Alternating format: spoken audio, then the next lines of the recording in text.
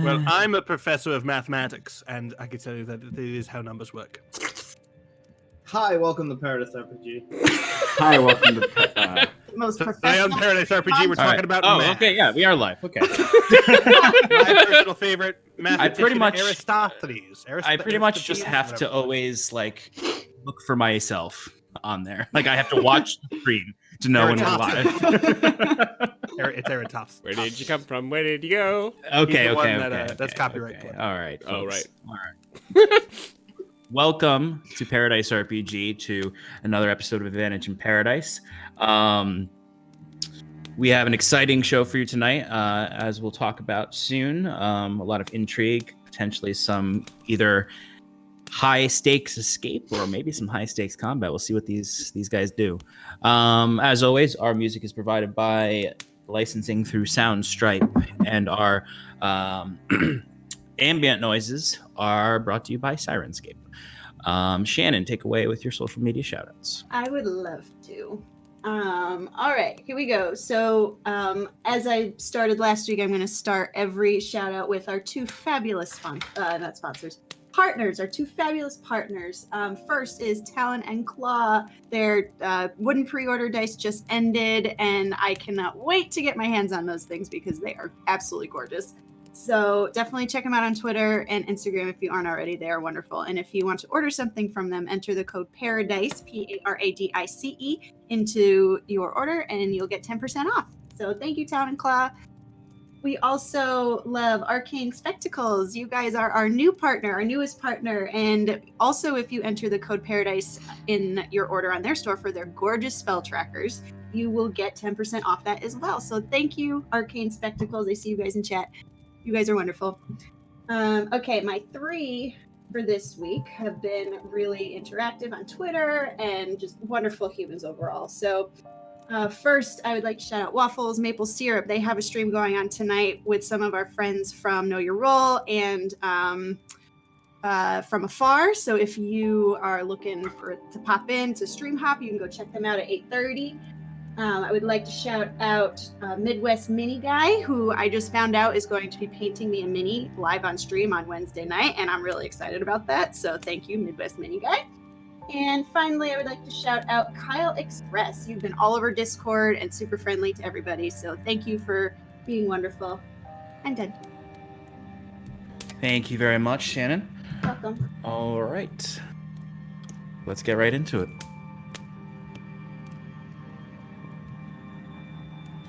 Last we left off, the heroes of Magicset stopped in the crossroad passage known as Witwara Corner.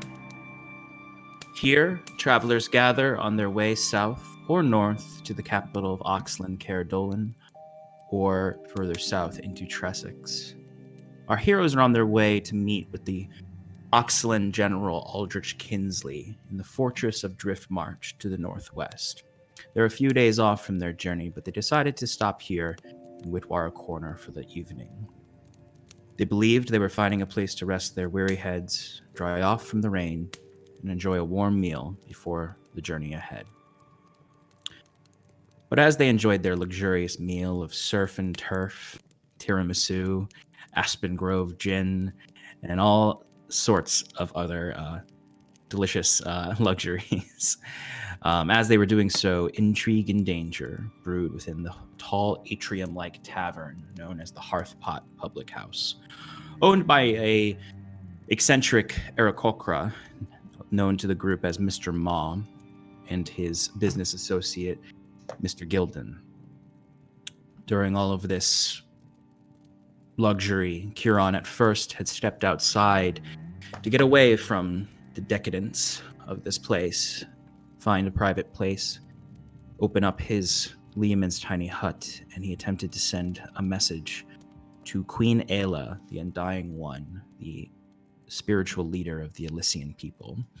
He reached out to her with a warning about the Pallid Mask and what he has accomplished, hoping to get a response, but he heard nothing from the Undying One. Shortly later, after getting a drunk message from Wiswick, he decided drunk magic sending the D&D drunk text. Wiswick did not say you up, although he might as well have, because he said, "Where are you at?" Kieran decided to join his friends as he thought about the merriment that they were enjoying inside. About the time that he came in, his friends,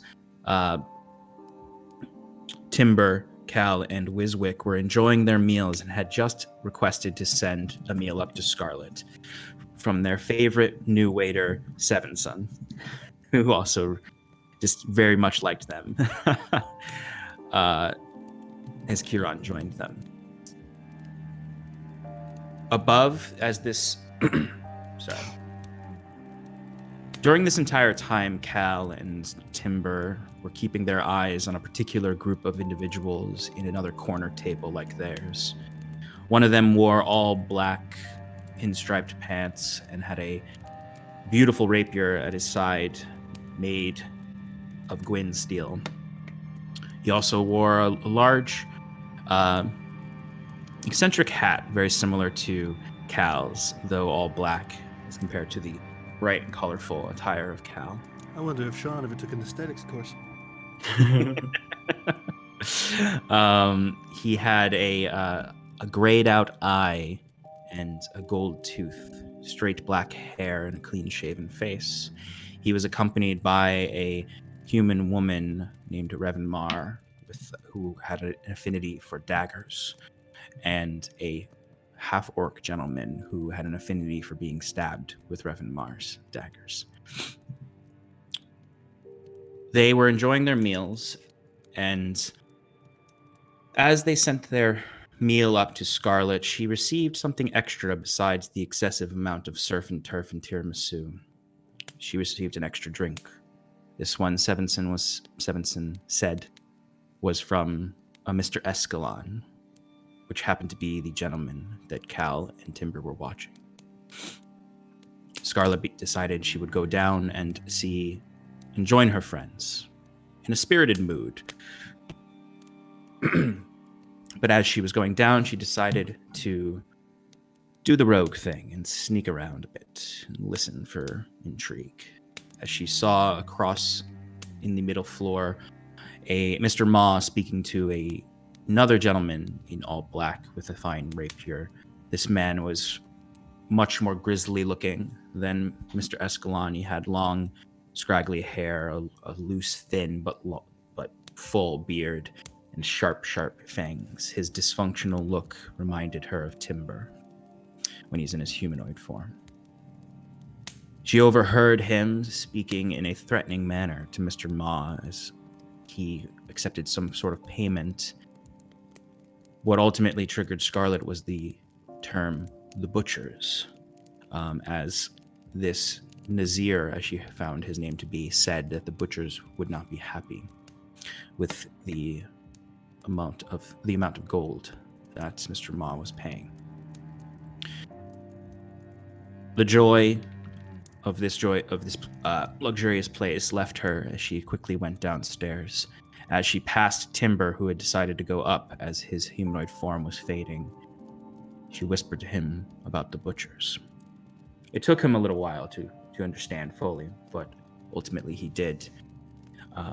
She decided to sit down with Mr. Escalon, and after another round of drinks and a playful game of five-finger fillet that Scarlet ended up winning by default, as her enemy, Revan Mar, had stabbed herself.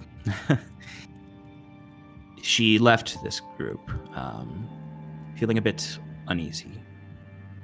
She joined her friends, and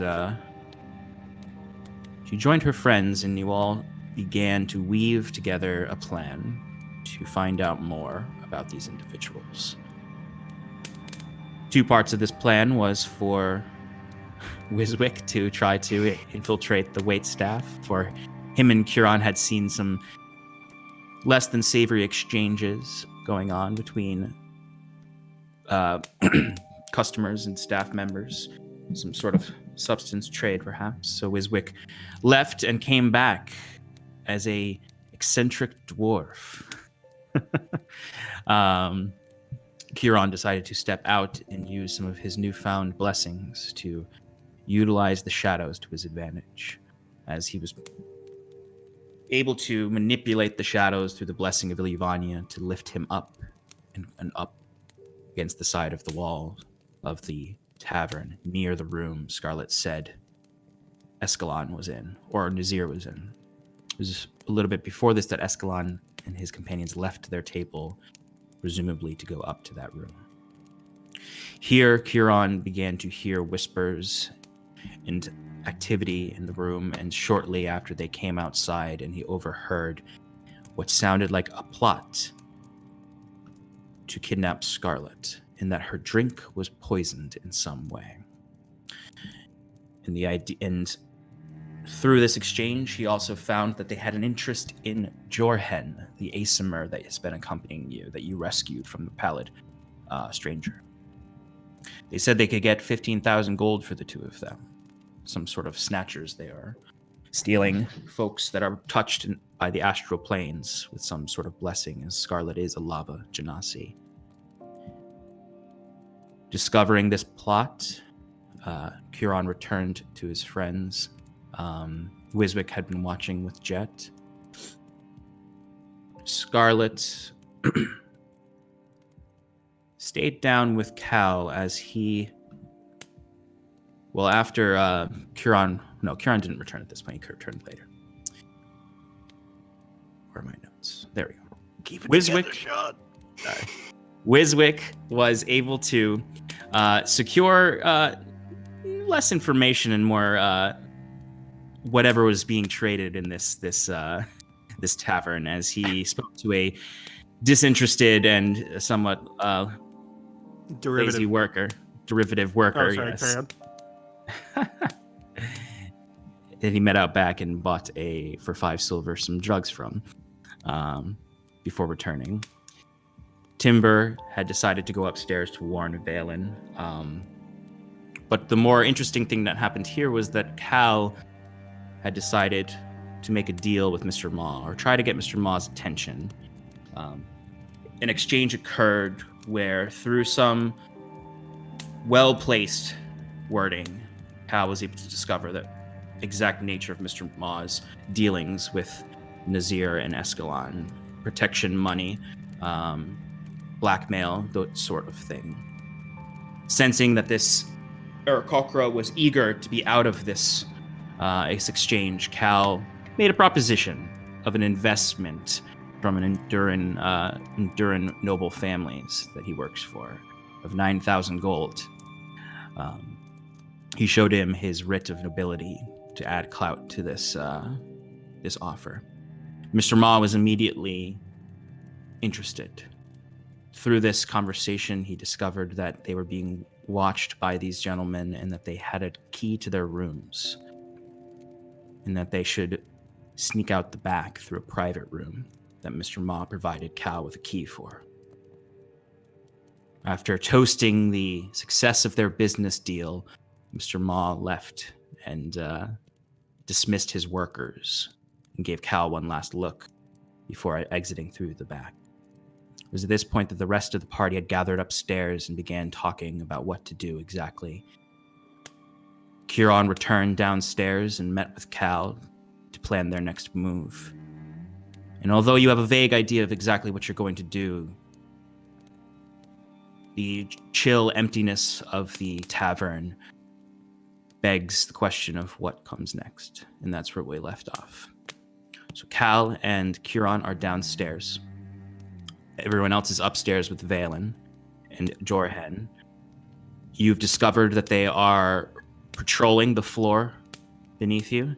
As you saw, Revan Mar and the orc gentleman were wandering about on these floors, keeping an eye out. You don't know the exact nature of where Escalon and Nazir are right now, but you do know they have at least 2 other guards with them. What would you like to do? So we think they're going to be down, right? It sounded like that. Yes, I believe so. When I had originally left in the room, Wizwick was talking about everyone leaping out and him casting one of his spells to have them descend softly, but it doesn't seem like they've done that yet. Well, there's not much I could do to help him on that front, to be honest with you. So, I say we this is like totally empty right down here now. Yes. So it's the last patrons have left. The last workers have left. You are pretty much in an empty bar right now, except for they passed out drunken beardless dwarf in the corner. Yes.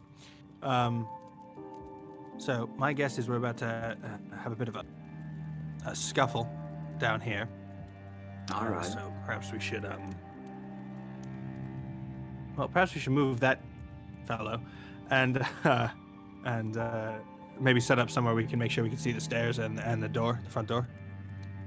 Sounds like a good idea to me. Excellent. Do you want to move the fellow or find the place? I can take care of the fellow. Okay. So Cal, easily enough, the corner actually that Escalon was sitting in originally is probably the only one that'll give you a good view of the stairs and the door. Got it. I want to make sure that the stairs can see me. Okay. Yeah. As clearly as possible. Yep. So yeah, if you can set up pretty much right across from the stairs and have an eye on the door. Yes, por favor. Okay. And then I want to as Kieran's doing his thing, I want to deal the pack of cards that I've carried this entire time. I'm going to set out like we're about to play a game of Durin Rummy. Excellent. Kieran, how would you like to Quick. dwarven gentleman? So just to be clear, the dwarven gentleman's like in a corner somewhere. Yeah, so like you're in a corner at a table, he is in a corner at a table, just sort of passed down with his head down, hand on a flagon. All right, Kieran's gonna go over there, give him a little shake, try to see if he needs to spare the dying on this one. Give me a just an investigation check for nudging him.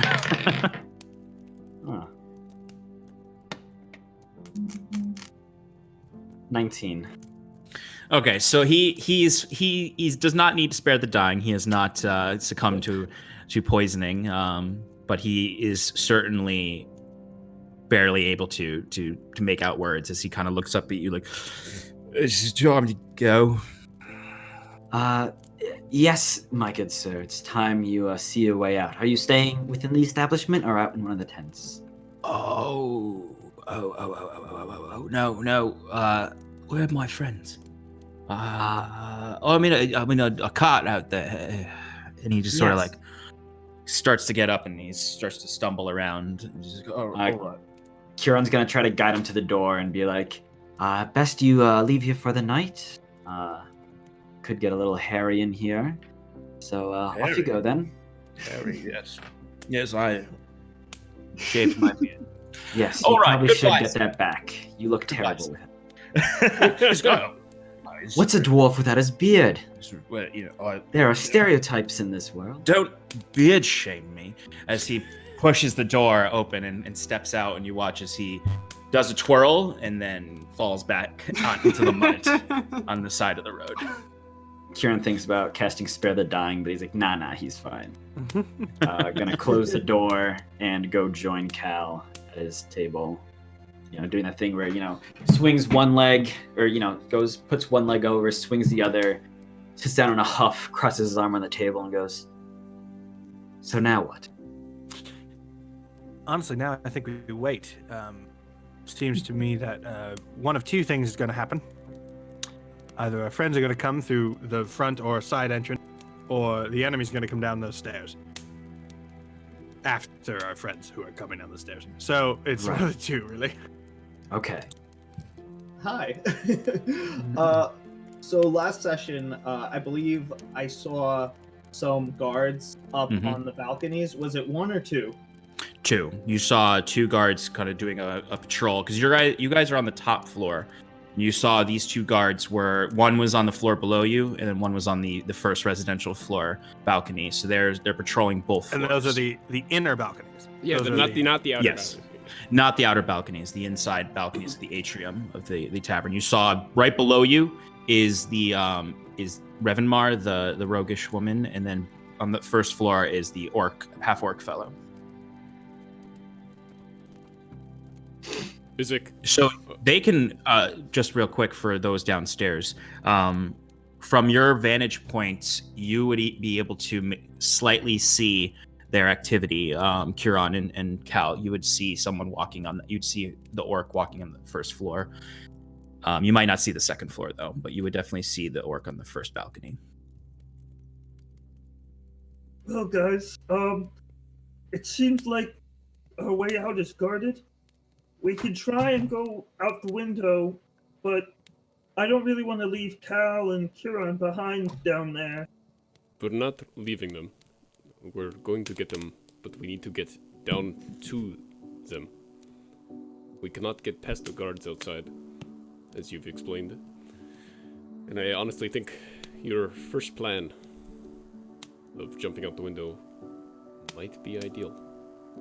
I don't know the way your magic works, but Oh, don't worry. I should be able to handle all of us as long as we jump at once. I can handle up to 5 creatures. okay.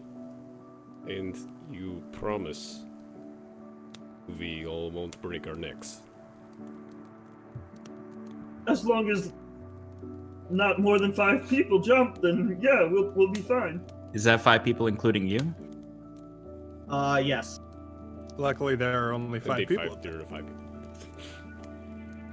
Oh yes, you're right. There is. This whole time, Scarlet has been pacing back and forth in the room, just like muttering to herself, not listening to anybody, kind of just like fiddling with her daggers, just back and forth, just muttering under her breath.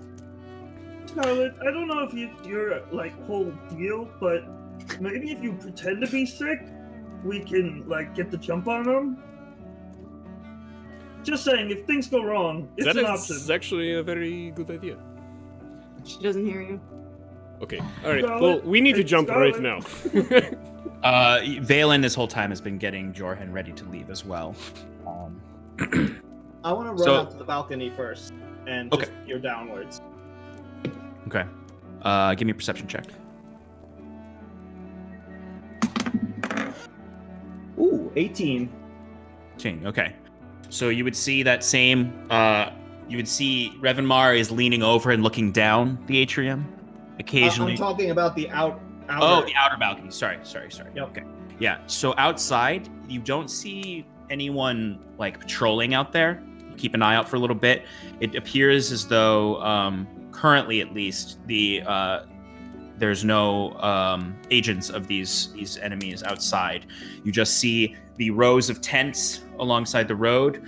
You see a few folks walking around, but no one that looks like anyone you've seen accompanied with these folks.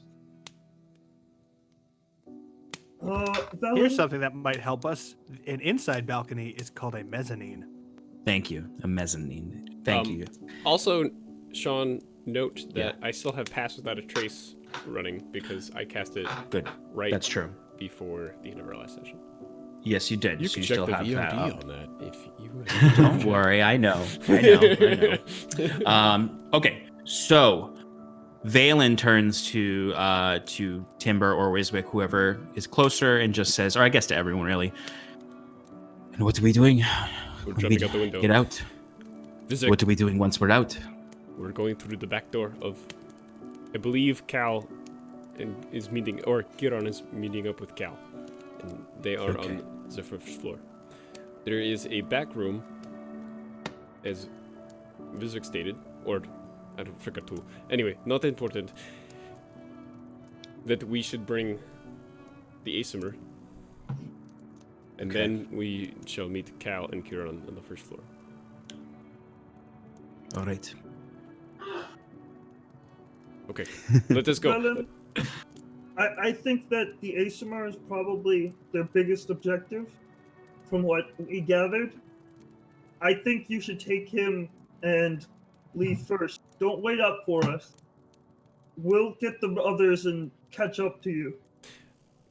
Vizek, these people hunt It's better if we keep him safe within the building and another part they don't expect. They should not be running away. Do you mean you want to face these guys? Yes. Well, I guess that's fine. I'm sure we could take them. It's just I don't want Velen and the weak one getting caught up in this. No, they will hide in the back room, which we Is there previously a- talked about. You said there is a safe room back there. Yes. You have the key? That's what I was told. No, I'm gonna look over at Scarlet. I was hoping we could get a little help with that. She is still walking back and forth across the room. She's not paying If attention to you. she's can pay attention. Because Escalon or Ma gave Cal the key. Yeah, I think they still Right. have it. Downstairs. Right, they still have it, but they Yes, don't. but- They don't know to go back there. Yes, Timber's making the assumption based on the conversation with Curon, but makes sense. Anyway. I would But- like to summon Jet and going to command him to fly down out from the outside Okay. to the basically I'm just gonna have him wait outside of a window where he's in eye shot of Curon and Cal. Okay. So essentially they're just gonna see Jet outside and he's gonna be waiting on the windowsill. Okay. Yeah, you could definitely do that. So Jet flies out and kind of takes a few laps to find through the window where they've sat now since they moved. Kind of giving you a general reminder of the exterior as well with Jet moving around there. You've got the 4-story tower tavern. On its left side, you have the ramshackle stables where your horses are. Left side, you have the storage area where all the empty kegs that Curon had, or right side, sorry, that Curon had floated in the shadows up. Your Jet would be on that side looking in through the back corner window. Curon and Cal, as you're setting the cards up, waiting for your allies, you would hear some little bat kind of flapping, but also like kind of like hitting the glass a little bit. So you would know that your allies have eyes on you. And I finally just get a little frustrated at Scarlet ignoring us. Stand in front of her and say, Hey, What? plans ready. We're going. You ready to jump? Jumping off the balcony. yes. Yeah. Well, then let's go. You see Valen is lifting Jorhen with one arm, holding him up with his arm, and just, we are ready to go. Bisvik?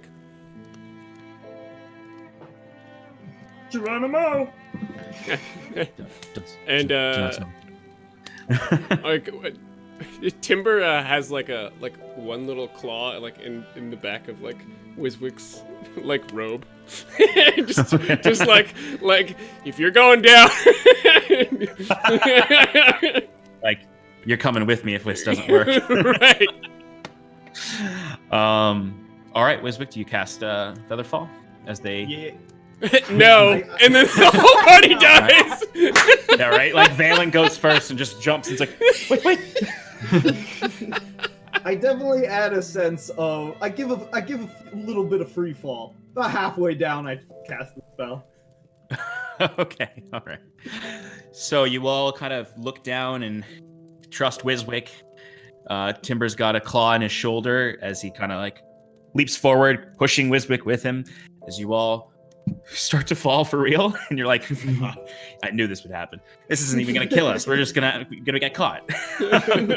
As you come down to the second floor, and then you gently and gracefully descend down and hit the ground safely. What would you like to do? That was very interesting, but we need to move. Where is this room? Apparently in the back of the building. So Then let's go to the back of the building. So you all rush to the back of the building where there's a single sort of lantern lit. It is, for the most part, the rain has stopped at this point. There's just a little bit of cold drizzle and wetness in the air as you approach the back where Wiswick bought his drugs, and there's the door that Aubrey Plaza came out of with her. Guys, I'm not so sure about this. Wiswick, get rid of the light. The light? We need to go inside. You sure? I mean, what if the owl can't be trusted? I saw a sketchy character go We in need here to do before. something. We can't just stand here. All right. Ooh, rummy. And how I do you want to rush to the what's it called window that Jet is at, and I reach up with one hand so they could see me, like see my hand sticking out at the bottom of the window, and I just make a grabbing motion, like. You see jumping and reaching a hand up at the bottom of the window, going like this, a little hand. That's Wiswick's, right? Yes. No, I was Undeniably. talking to Kira. Oh, sorry. What do you think he's doing? Trying to get our attention. Should we go meet up with them? My Let guess them is into he's the looking. back room. Yes, I think that's what they're trying to do. I don't actually know what it is. I've never been there. You just said there's a back room, so. Right. Well, is it? And then he points to the door that leads into the back. That way. I believe so. Yes. And here's the key. I'm going to hold here to make sure nobody can come through here. All right, you got it. Kieran I takes do, the key. yeah. And so I just want to make sure I'm clear. Yes. There is a back door to this back room. Yes, correct. So you see And- the door that leads to the back area of the bar, and there is Yes. a back door to that area. That is the door your allies are at. Okay, so gonna go out there. So you step into the back, and with your passive perception, because you're brilliant, you can see very observant. Okay. You very clearly see where you don't see Mr. Ma or Mr. Gilden. At first glance, there's only one door, so you think, okay, they may have left back there. But very quickly, with your passive perception of 25, right? Yes, sir. Oh my god. You easily enough notice that Mr. Ma has left a sort of carpet displaced, where you do see a latch with a keyhole for a descending room. All right. So Kieran's gonna open that back door. Mhm. In hushed tones. Quick, come this way. Also, Timber's gonna smother the light with his mage hand. That's next to the door. Okay.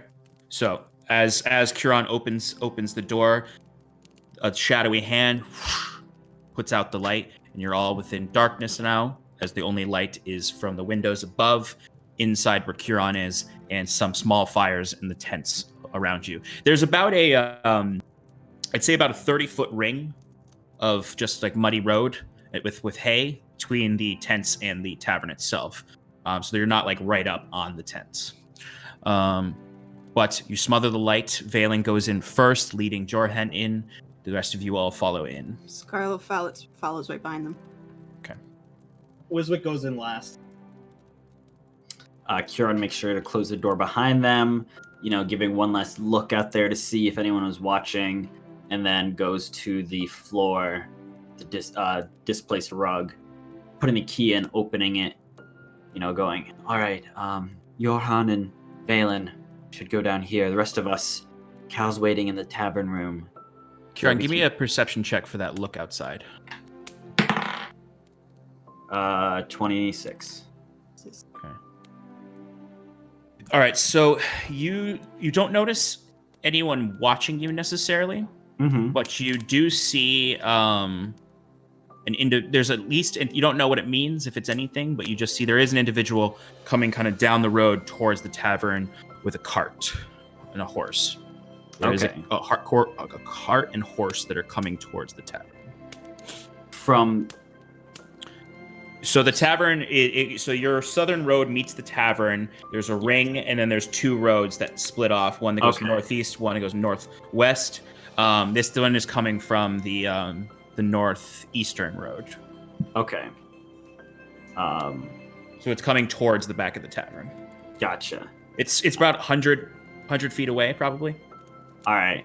Then Kieran would probably put something to block the door quickly. Like if there's just like a table there, just kind of. Oh wait, does the door swing in or out? So that's The door swings out. Okay. If there's like a broom or something, use that to like wedge it in between. You know what I'm trying to do. Whatever. If that's plausible with kitchenware. It wouldn't be plausible because the door opens out. Okay. Never mind then. Yeah. So just as he goes, unlocks it, he says, I'm not sure if it means anything, but there was a lone cart approaching the tavern from the northwest. You said northeast. I'm sorry, it is northeast, yeah. By northwest. I honestly mix up my wests and easts like my lefts and rights. Anyways. Just remember, Aelin, Yeah. get down there. The rest of us, fine. Let's go meet up with Cal. You Okay. sure? Are we in like the kitchen back area right now? Yes. If you want to take a look, I know the stream can see it, or if you want to activate the battle map, there is that. Yeah, there is that back room there that you can see. Let me just put you all in there.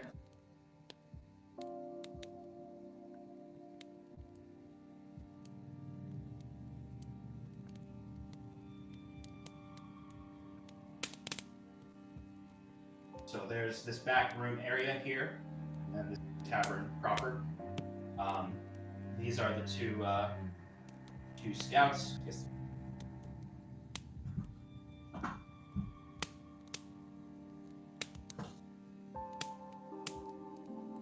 So you are all back here. This is the tavern proper. Cal's here now. So yeah, as you can see, you are in that back little kitchen chamber. Okay. Going on there. So Scarlett's just gonna be like resuming the pacing, opening cabinets, opening drawers, just doing anything to keep moving. Yes. Can you guys give me stealth checks? With pass without trace. With pass without a trace.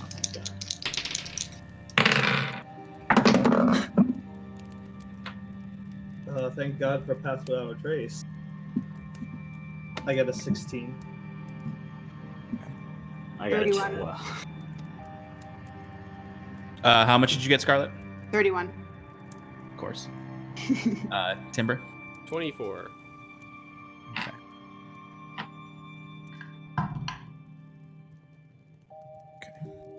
Valen got an 18. Okay, so as far as you know, you are being as quiet as you can be down there. Scarlett is very quietly opening and closing drawers.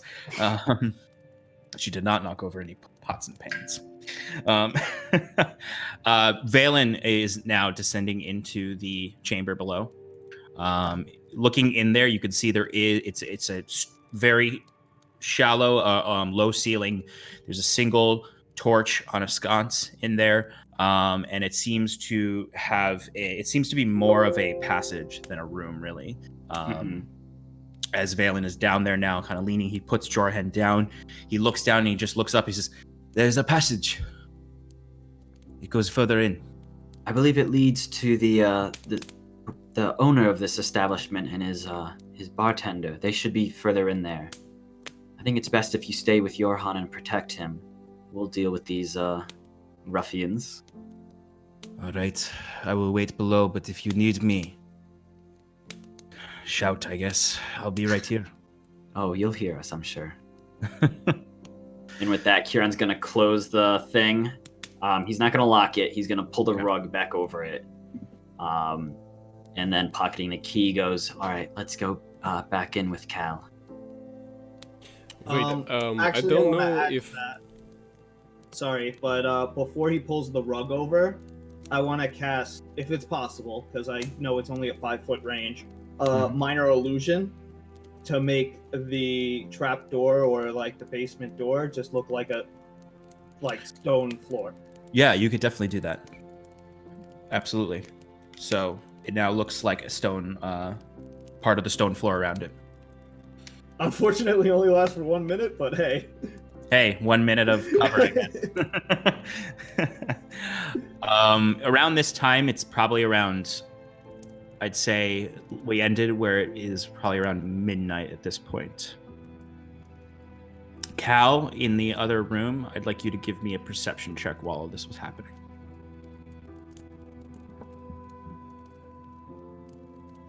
It's an 8. Okay.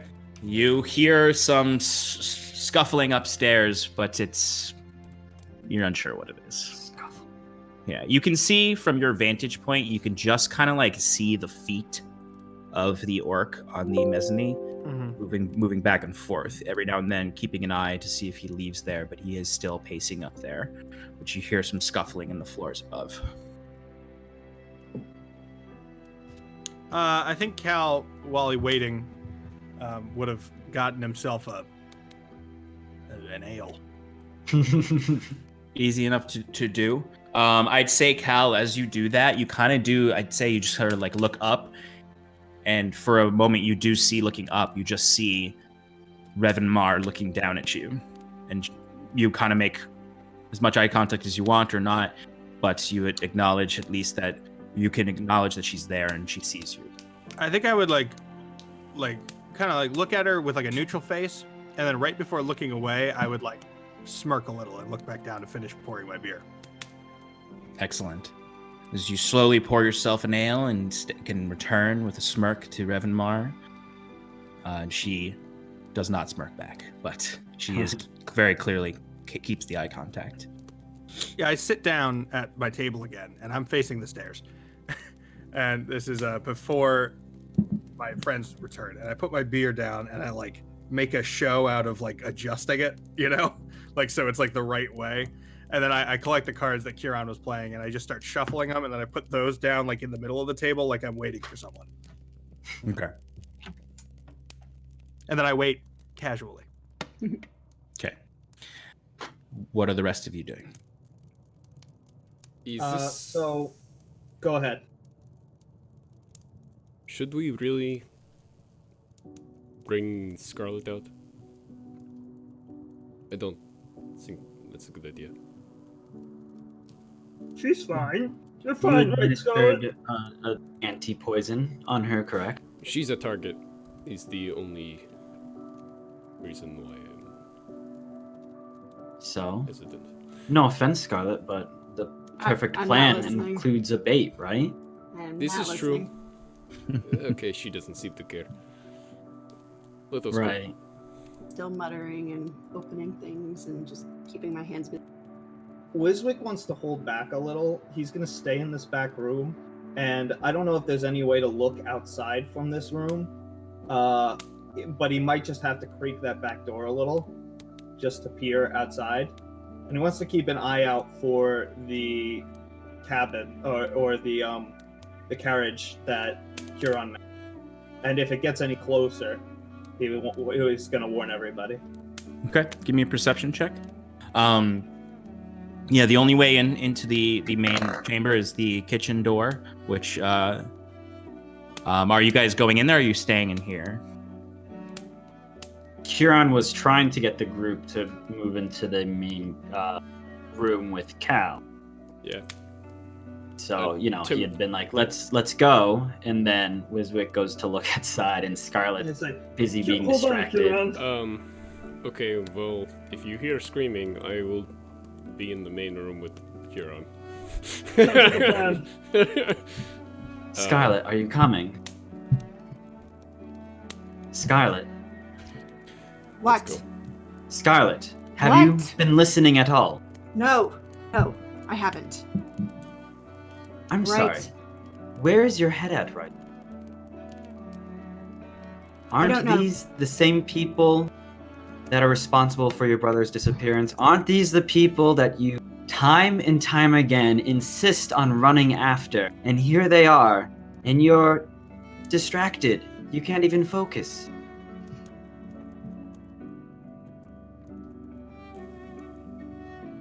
We need to make something happen. We cannot see that guy. Been Kella is waiting. It's only a matter of time.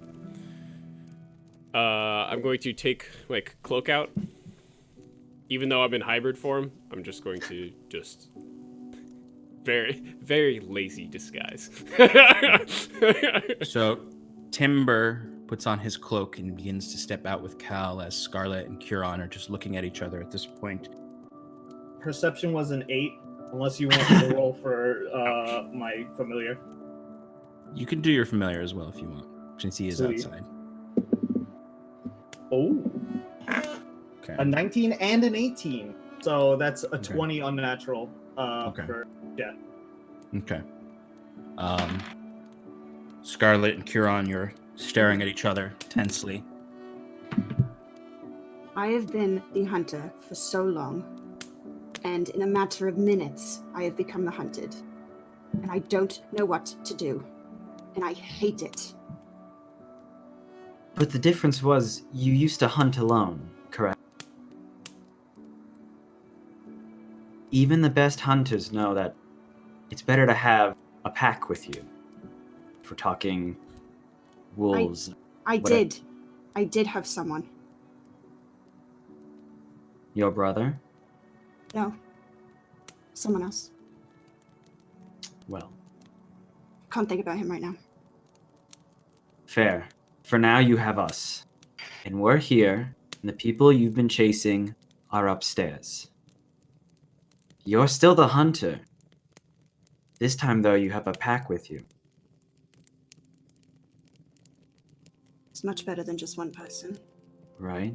And wouldn't you rather run towards your objective than away, distracting yourself?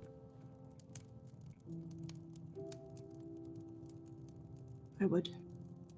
And you have the fancy new dagger. Don't you want to use it on the people that have brought so much pain to you? That does sound like lovely. I thought you might like that. Now come on. Our friends are waiting. Let's do this. And with that, Kieran turns and walks into the main chamber. You guys go ahead. I'll just watch the flag. Wiswick, the car is still heading towards the tavern. When it gets really close, Mm-hmm. like within like a couple of feet, let me know. Okay. Scarlett's gonna like wait a second after Kieran goes out, and she's gonna just like look down at the floor for a second, and then take a really big deep breath. And when she looks up again, like the fire's back, like, and she's ready to fucking go. Okay. She'll follow him outside. You would all hear as you're stepping outside commotion on the third floor, as what you would have expected to have happened in the late hours of the night, as you hear them unlocking your doors, opening your doors. You hear a few shouts from upstairs, and then as you're stepping out, Cal, you would see the feet of the orc immediately start running upstairs. As the calm of the main tavern room, the flickering of the hearth, as you hear a lot of commotion upstairs, as there are now several footsteps running up and down the stairs. Can I do a perception check to see if there are any steps still standing on a mezzanine looking down? Any Yeah, feet, go for it. That's a lot better. That's a nat 20. So it's 23. Yeah. So you sort of take a casual step and look up as you see the orc is gone. You can see several people clustered on the top mezzanine, and then you see Revan Mars still staring down. And that's that moment your friends kind of join you. I lock eyes with Revan Mar this time and toss her a saucy wink. She immediately kind of just digs a dagger into the mezzanine railing, just sort of looks down at you, and then up, and then back down at you. How saucy is this wink? Oh, it's so I do all things at a scale of out of 9, right? It's like at least a 6. Oof, a 6. Unter 6 and math on the is saucy. base 9. Yeah. I sit and down you at hear the cow's table. You hear Reverend Mar shout up to the top. They're all down there. Real quick, I'd like to cast Vigilant Blessing on Scarlet, and give myself guidance real quick, like, if that's possible. Oh, glorious DM, majestic DM. Absolutely, it is So, possible. in the 26 seconds it'll take them all to run down here. We need intel, right? That's our goal, correct? Yes, we do. Are we all together now? Yes. Okay.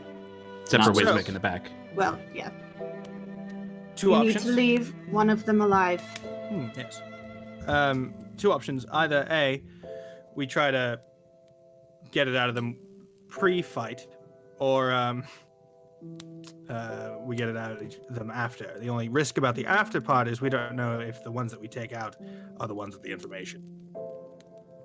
Are you So- suggesting pre-battle villain monologue discussion engagement? Were I a film critic in another world, yes, I would be suggesting that.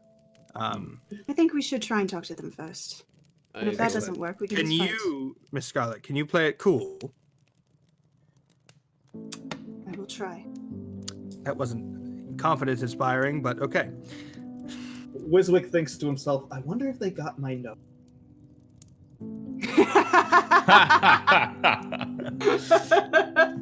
It's as you're kind of finishing up this conversation here that that you notice they start to spill down into the vestibule of the stairs. As first, you see Revanmar, Mm-hmm. see the half orc, and they kind of both step down and flank the stairs. And then shortly after, you see Nazir steps down, holding his rapier at his side, drawn. You see another guard that you didn't see before, just a human man with blonde hair and bright blue eyes. Looks younger than the rest of them. And then finally, Escalon steps down slowly, just sort of wiping his hands, the leather gloves in his hands, and then holds up a note and looks across the room at you all. I look up while they were all coming down. I look up as if pleasantly surprised that like some of my friends have showed up unexpectedly. Like, I'm like, Kieran would be standing like behind Cal, almost in like that, like bodyguard kind of way, but Yeah. not meeting that threatening in any way. Yeah. Like what- I imagine Cal is seated in the center on one side of the table, Kieran standing right behind him, Timber on the other side, and then Scarlet sitting expectantly next to Cal, all on one side. I would have said Timber's on the across from Cal with his back facing towards the stairs, like just like Yeah. hooded. yeah, hooded and Hooded, like oh, tapping yeah. his nails against the table. Yes. Oh, you guys are I love it. menacing. As I, Timber is clacking his claws against the table, and Cal, you look up at them. I'm staring as at them too. I've got, Mr. like, my sassy Escalon smirk. hits the ground floor, Mhm. I go, Mr. Escalon, right? I stand up like as if I'm welcoming like a people into my home, and I go, I've heard wonderful things about you. I'm Cal, by the way. And you see he holds up the note, and just says, yes, Cal, I suppose this note is from you and your friends. Yes, we heard you had some business with us, so we figured we'd extend an invite. You are bold. I prefer to think of it as self-aware. And his eyes meet Scarlet, and he just says, you look like you are doing well, Scarlet. Much better. No thanks to you. We will see. And he looks to his soldiers, his agents, and you see the orc steps to the front door. And you see him lock it. Wiswick outside, the cart has stopped right at the mouth of the road, 30 feet from the back. Perfect. I would like to go outside and approach the cart. Okay. You do that perfectly right in time for the Revenmar to step into the back and open the back door and look back there for any sign of anything. You see Escalon starts to approach your table, Nazir following very closely behind him, as well as the other person that you had seen. And he looks down at the table. He has not gotten up to it. He stopped short of it. He doesn't want to get too close to you. She just says, "Oh, it looks like you were expecting me."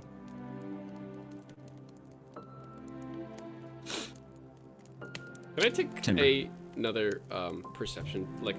Now that Nazir is a little closer, can I take another perception check Sure. of his? What are you looking for? His his appearance, and any sort of signs of similarities. Yeah. Go for it. But Escalon looks to each of you, and he's taking off his leather gloves now, one finger at a time. He's just like, "Now I don't know how you want to move forward with this." Well, my father always said any good business deal is done after a bit of exercise.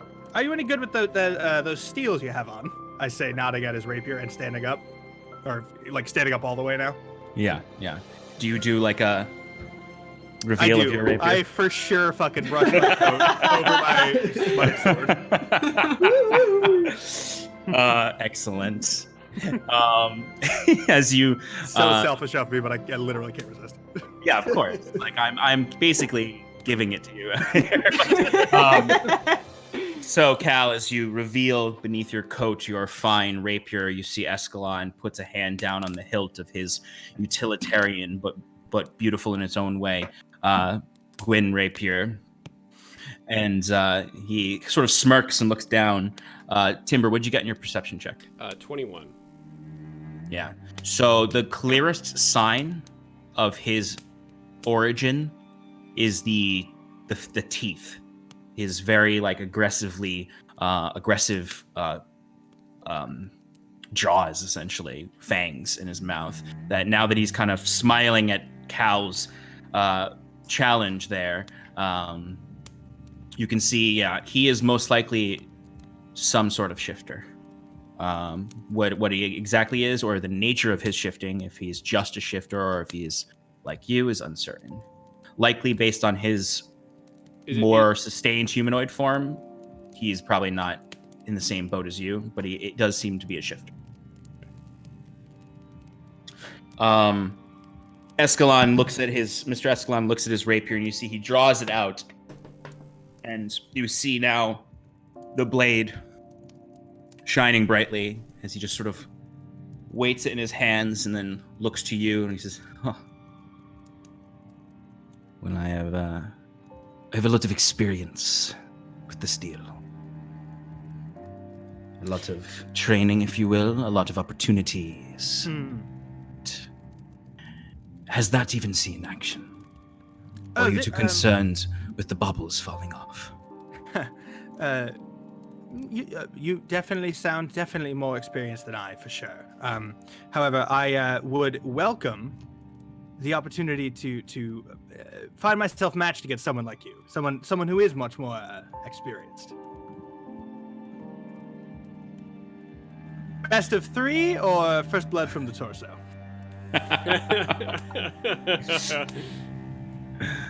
Oh boy.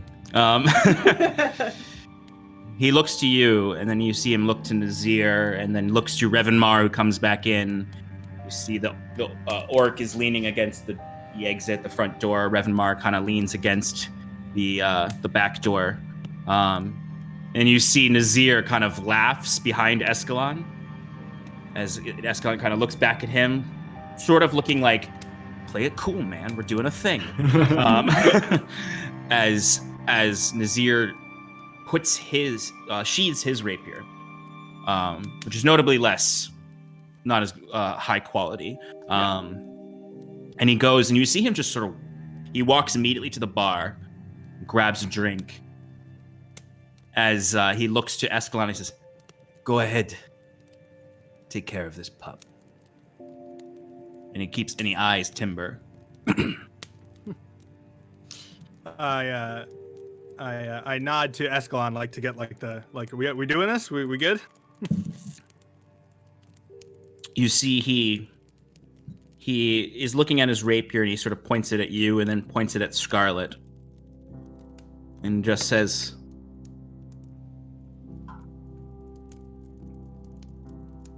"This is not over for you."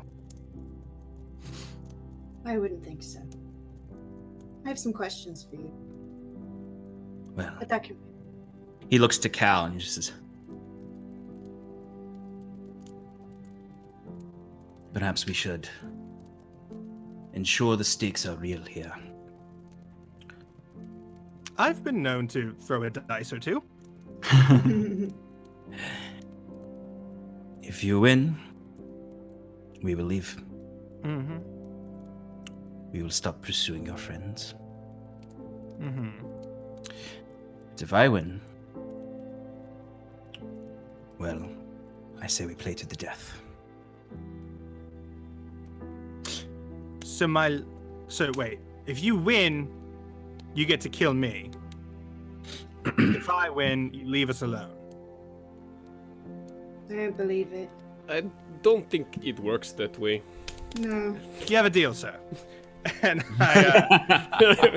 I take my coat off and I place it gently on the table, and then I unbuckle my sword belt. You know, we're getting light. You see, he's taken off his outer coat and he throws it to the side. He's kind of buttoning up any loose buttons of his flowy shirt. I'm pulling up his sleeves. I'm rolling my flowy shirt up. He tosses his hat aside. I take out my sword belt, which always has actually 3 swords on it now. That's true. You do have. Yeah, I have copious numbers of swords, and I go through and I look at his rapier, and so I select just my normal one. I don't take out any. I don't take out. It's actually 4 swords. I don't take out any of the others. You've got so many. Yeah, you showed one rapier, and then on the other side there were 3 other swords. So I put those on top of my coat, and then I look at my hat that's on the table, and I think about it. But I look at the light, and I judge it to be too dark, so I leave the hat. And I brush a finger through my hair, and I limber up a little, like start jumping around like a guy about to do some stuff. And Sean, if I can, I'd like to look like I'm trying to burn off nervous energy, or like I'm trying to look like I'm psyching myself up. Okay. Basically, like for a job that I can't do. I'm trying to look like, oh shit, he called my bluff. That's what I'm going for. Yeah. You're trying. Kieran wants to lean in and clap him on the shoulder, and then transfers Vigilant Blessing to Cal, and some guidance, and goes, "You got this, pal." And then he's actually gonna go over to the bar and join Nazir in that lounging, with a good distance away, but enough so that if shit goes down, it can be a 10-foot quick glaive to the head. Yeah. You know? Stefan also took a film aesthetics course. Yeah. And I was like, it's really funny that you said that, because I was actually going to do the same thing. So it's not going to have as much, finesse to my words.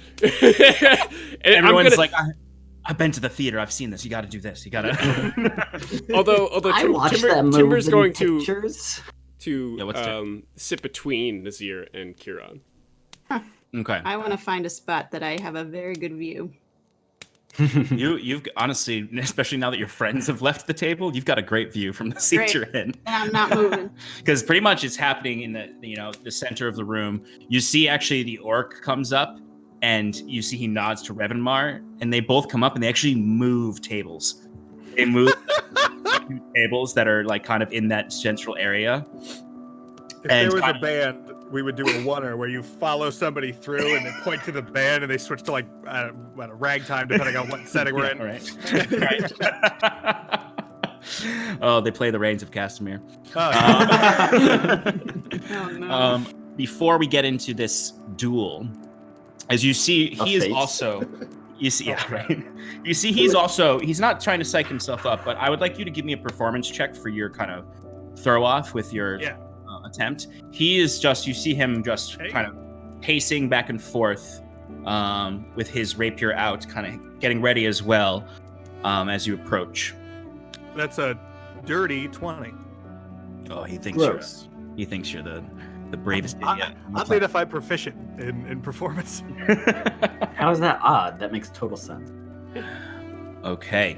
Oh no, I'm sorry. I was looking at the wrong thing. My glasses are off. Okay. It's still a 19. Okay. Before we get into the duel, though, Wiswick, what are you doing outside with this cart? Fireball. Very tempting. Incredibly tempting.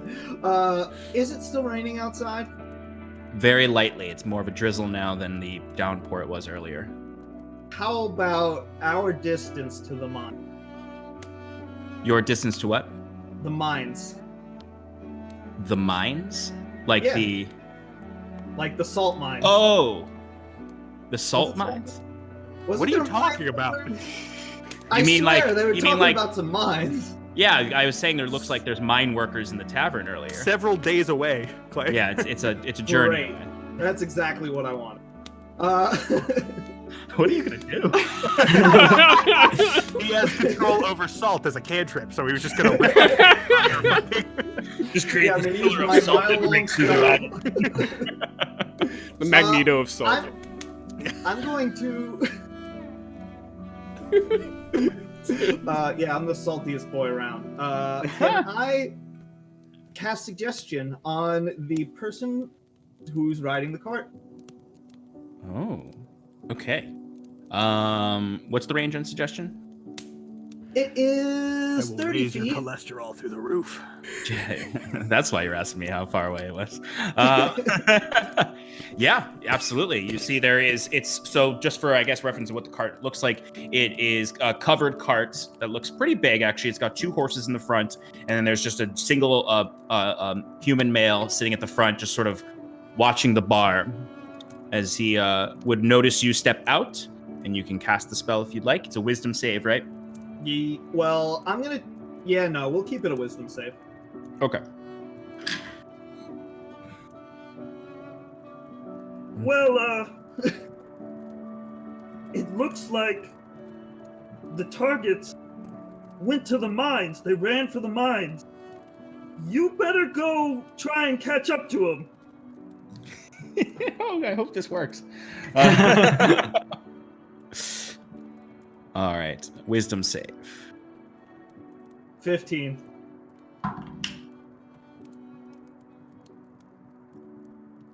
He got a 9. So Yes. Awesome. rolled a natural 6. So you see, for a moment, nothing happens, and there's just sort of the breeze and the wind. You can hear your friends are talking inside now. And then you just see he makes eye contact with you as you shout across. And there's just sort of light commotion. It's quiet in the air, and then suddenly just as he pulls the reins, and you see the cart just it starts to turn around. You hear some commotion inside the cart as you hear, like, you kind of hear someone say, "What the? Where are you going?"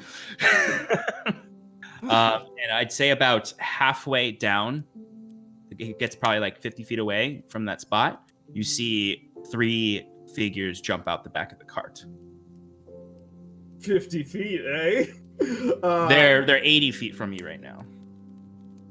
80 feet, eh? Oh my God, Wiswick's gonna have his own duel outside with these freaking guys' support. Fireball! You best believe that I'm going to Gnome K Corral. make a huge explosion Yeah, so as I'll, soon as I'll- I see them leave the cart. yeah, so you see them leave the cart, and you see they've got weapons out. You see one of them's got a long pole arm that has a hook at the end, a hooked point, and A ghillie? Hook? yeah, no, it's more like a Halberd? It's more like a halberd, yeah. Okay. As they approach, are you gonna do something to them? Well, The range on fireball is 150 feet. Oh Jesus. Put him to sleep What? fire. No way. with fire. There are Exactly.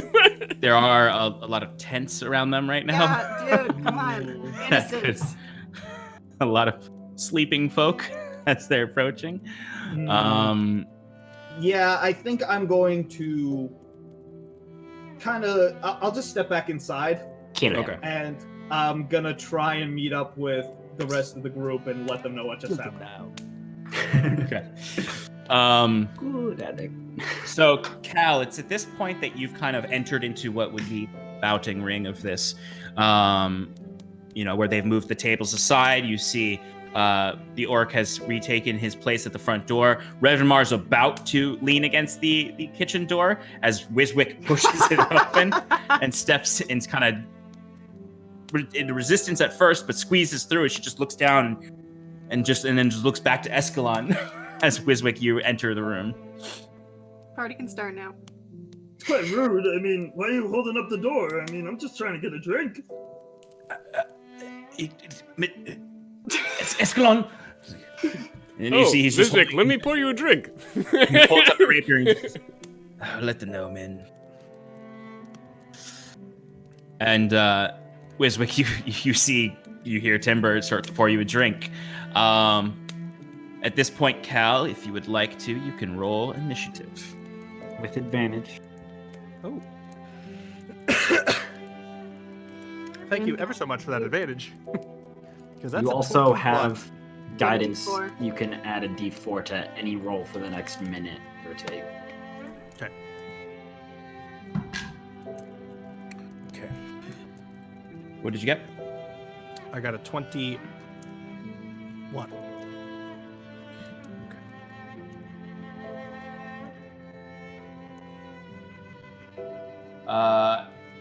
Three He- stinkers outside.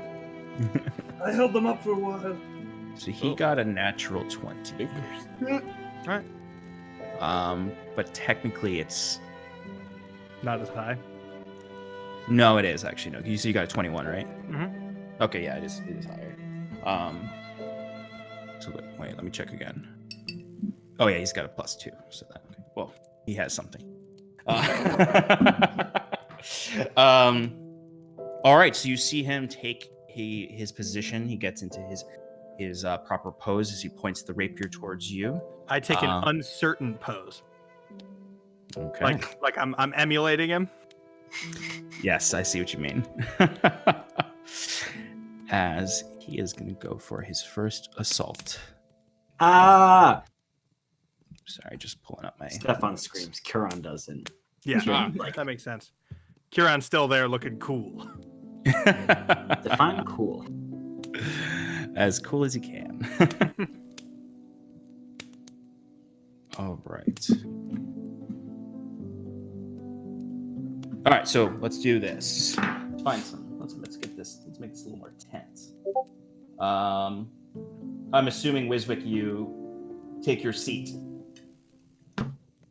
Yeah, I sit at the bar with the rest of the crew and I whisper to them what happened outside. Okay, so you can easily whisper that to Timber as he's giving you a drink. So what do you whisper to Timber? Here he said there are 3 stinkers. 3 stinkers. Okay. Three stinkers outside. I held them up. All right, Cal. So you see him coming for you with a strike, and you see he is going with the flat. You can sort of, with your instincts, especially because he's underestimating, you can see he's going with the flat of his blade. He's going to go for a disarming strike on you. Okay. That is a 19 to hit. Oh wow, yeah, that hits. Okay, so you see him step quickly, and almost for a moment you think maybe I'm underestimating him as he comes forward and brings the blade up to your hand to attempt the disarming strike. So go for a strength saving throw. It's a natural 20, resulting in a 24. Oh, Wow. okay, all right. So he goes in for the attack, and while you do, I'm sorry, 27. 27. Okay. Yeah. Okay. I think you succeed. All right. So even though he comes in for the attack to attempt to disarm you, you anticipate that he's going for a disarming attack. So you prepare yourself, and while you take the damage, you're able to maneuver and maintain control of your blade. And he is going to go in for a second general attack on you. Second one is a 14 to hit. No.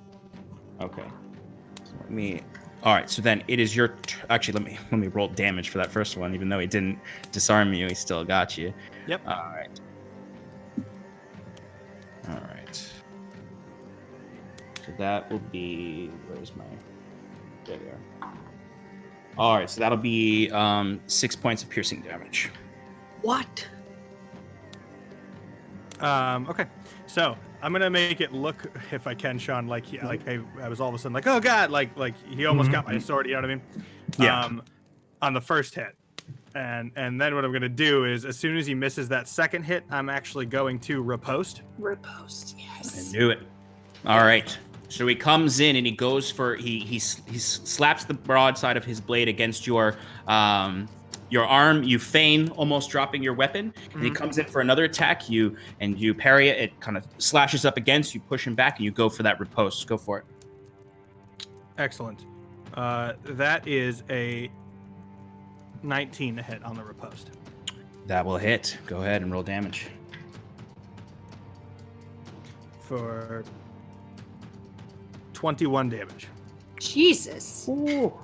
Yeah, the superiority die to damage on that one. Yeah. Oh, I love riposte. I also should have added the superiority dice to his damage, so I will do that in a moment. But Well, did you add it to hit or did you add it to damage? I need to check what I was doing. Because all right. I also didn't add some other things. Sorry, I've never played this. So yes, so I did not add it to the damage. I should have added it to the damage. Okay. This is fast-paced dueling, Sean. Sorry, I will be better now. That's another 8. You take an additional 8 piercing damage. But he took 21. So. All right. So there's this moment you can see in his eyes as you push him back after parrying that second attack, and then bring it in for the riposte. And you cut across his shoulder and split the black cloth tunic, and you see the blood coming beneath, and he's like, and you see in his eyes like, okay. You're not some pup. And you see his eyes kind of dart in his ear for a moment, like as he now is psyching himself up. I shift my demeanor from like unsure to just plain confident. No, I'm not cocky anymore. I'm not doing I'm Cal. It's just like we are now in the zone here. The duel is truly started. Correct. And so I toss him a salute that we did not do in the beginning, because I have some fucking etiquette. And I attack. All right, go for it. Cool. I'm going to respond actually to his disarming strike with a disarming strike. Nice. Excellent. And that, Sean, is an 18 to hit. That will hit. Excellent. Doing 14 damage. 14 damage, okay. All right, and that's a strength save. What's your DC? I'm sorry. I haven't used it since I upgraded some stuff. No problem.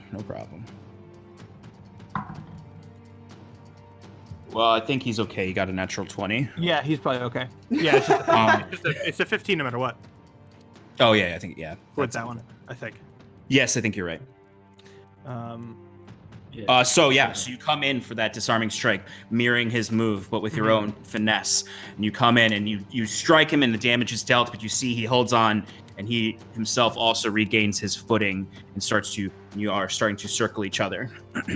Oh, that's cool. I have another attack. I know you do.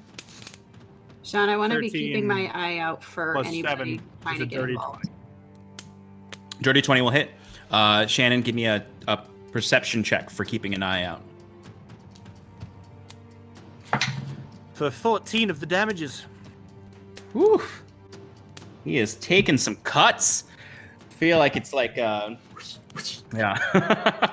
He does the Z. No. The K. Okay. No, we don't. We're not there yet.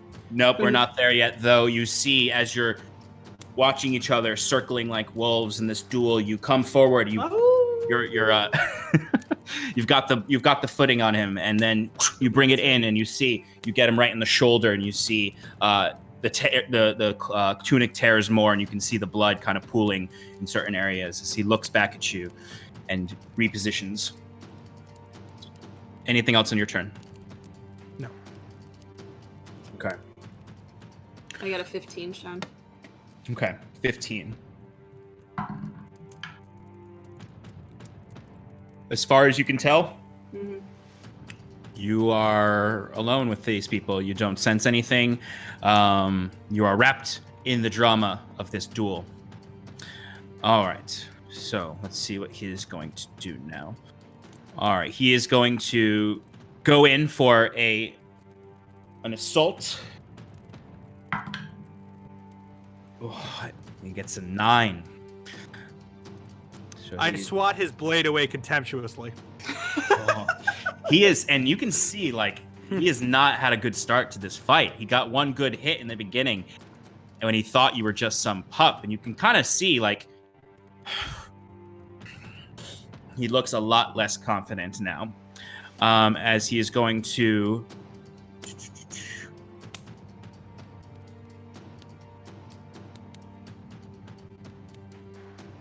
go for a second attack.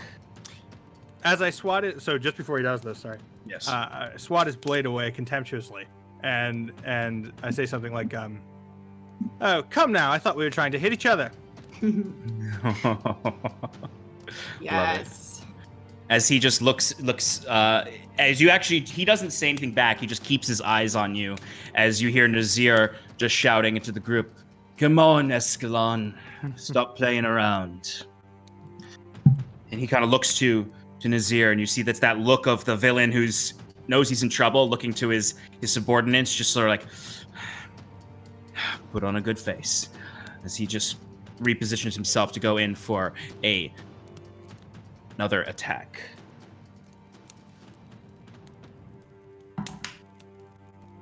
Okay, he is going to do a precision attack here.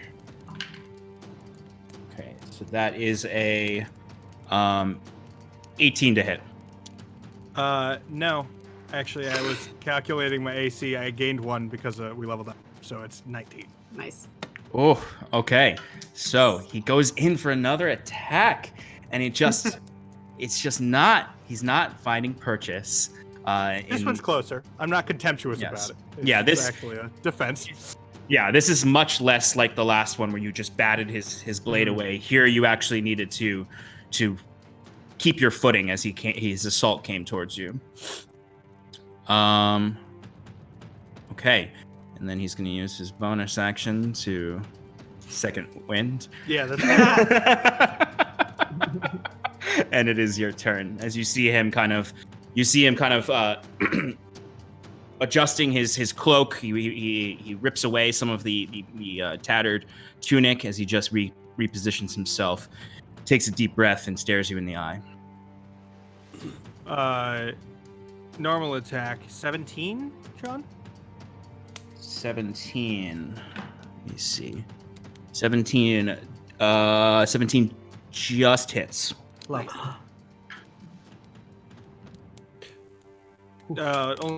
Only 11 damage. Okay. Second attack. All right, you take advantage of a moment when he's trying to keep himself together and go in for a strike, and then you go in for a second strike. What do you got? Well, I rolled an 18, so 25. Okay. That hits. Okay. Hell yeah, Cal.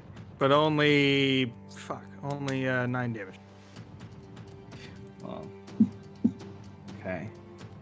Those are so that when I respond to that last one where I actually had to defend for a second, it's like lightning fast, like two little like flickering like jab, but it connects actually twice, and the rest was all like a crazy like feint sort of thing, you know. Yeah.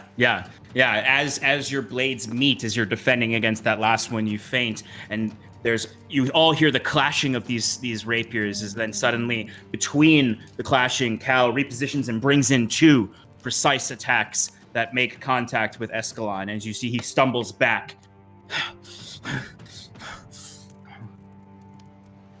All right. Anything else on your turn? No, but I think I'll toss him another not so fun now, Mr. Escalon, when they're not poisoned, eh? Oh. And you can see that Cal's face is not even confident anymore. Now we're like full on like Pissed. determination and anger. Mm-hmm. Upon Cal saying that, Timber is just going to keep a closer eye on his ear. Yes. Give me a perception check. Wiswick is just making up names for all the moves and just like showing off like to the others, like pretending he knows about what's going on. He's And you know what, Sean? quiet commentator. Like, Yes. I'm gonna stand. I'm gonna like fall out of guard position a little, and like stand there, like not like in a come on sort of thing, but in just like a goading manner. yeah, exactly. I guess, which is a come on sort of thing. No, I imagine you kind of move your footing around and just sort of showing this. I'm on you right now. Yeah, I go from like the side to side thing, and then I just stand up and like square shoulders a little with him. Yeah. As he is in this defensive position, you see, he is going to come at you. He's a bit like a trapped animal at this point. Mm-hmm. As he is going. If he was holding a basket of apples, how many apples would he have left? Well, with the apples he got from the from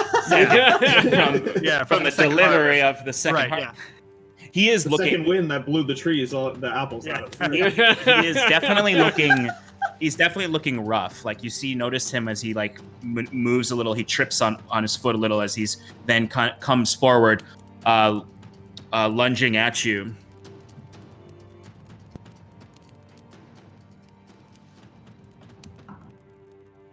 With a 25 to hit. Yeah, that'll hit. Okay. All right. So,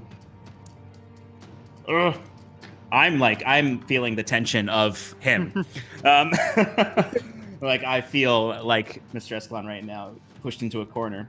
All right. So that is 7 piercing damage, and he's going to make it a menacing attack. Okay. Ooh, they call that one the Viper's Hiss. So that's another 7 piercing damage, and you need to make a wisdom saving throw. I'm gonna use guidance. You're gonna use what? Guidance. Yeah. Yes. This is the moment to use guidance. That's okay. All right. Hang on. That's a 16. 16. Okay, so you are not frightened by his menacing maneuver. Thank you. As you see, Stefan. yeah, he comes forward with like this rabid, savage attack towards you. As you're fencing it for a little while, but then he just comes in and it's the first blow to you that's like deep, and he's in like that it cannot just kind of scoff off, but then you scoff it off. So this will be the first time. So I take that pretty punishing hit. Was he done? Sorry, was his turn? No, he has another attack. All right, go ahead, do that. Natural 20. All right.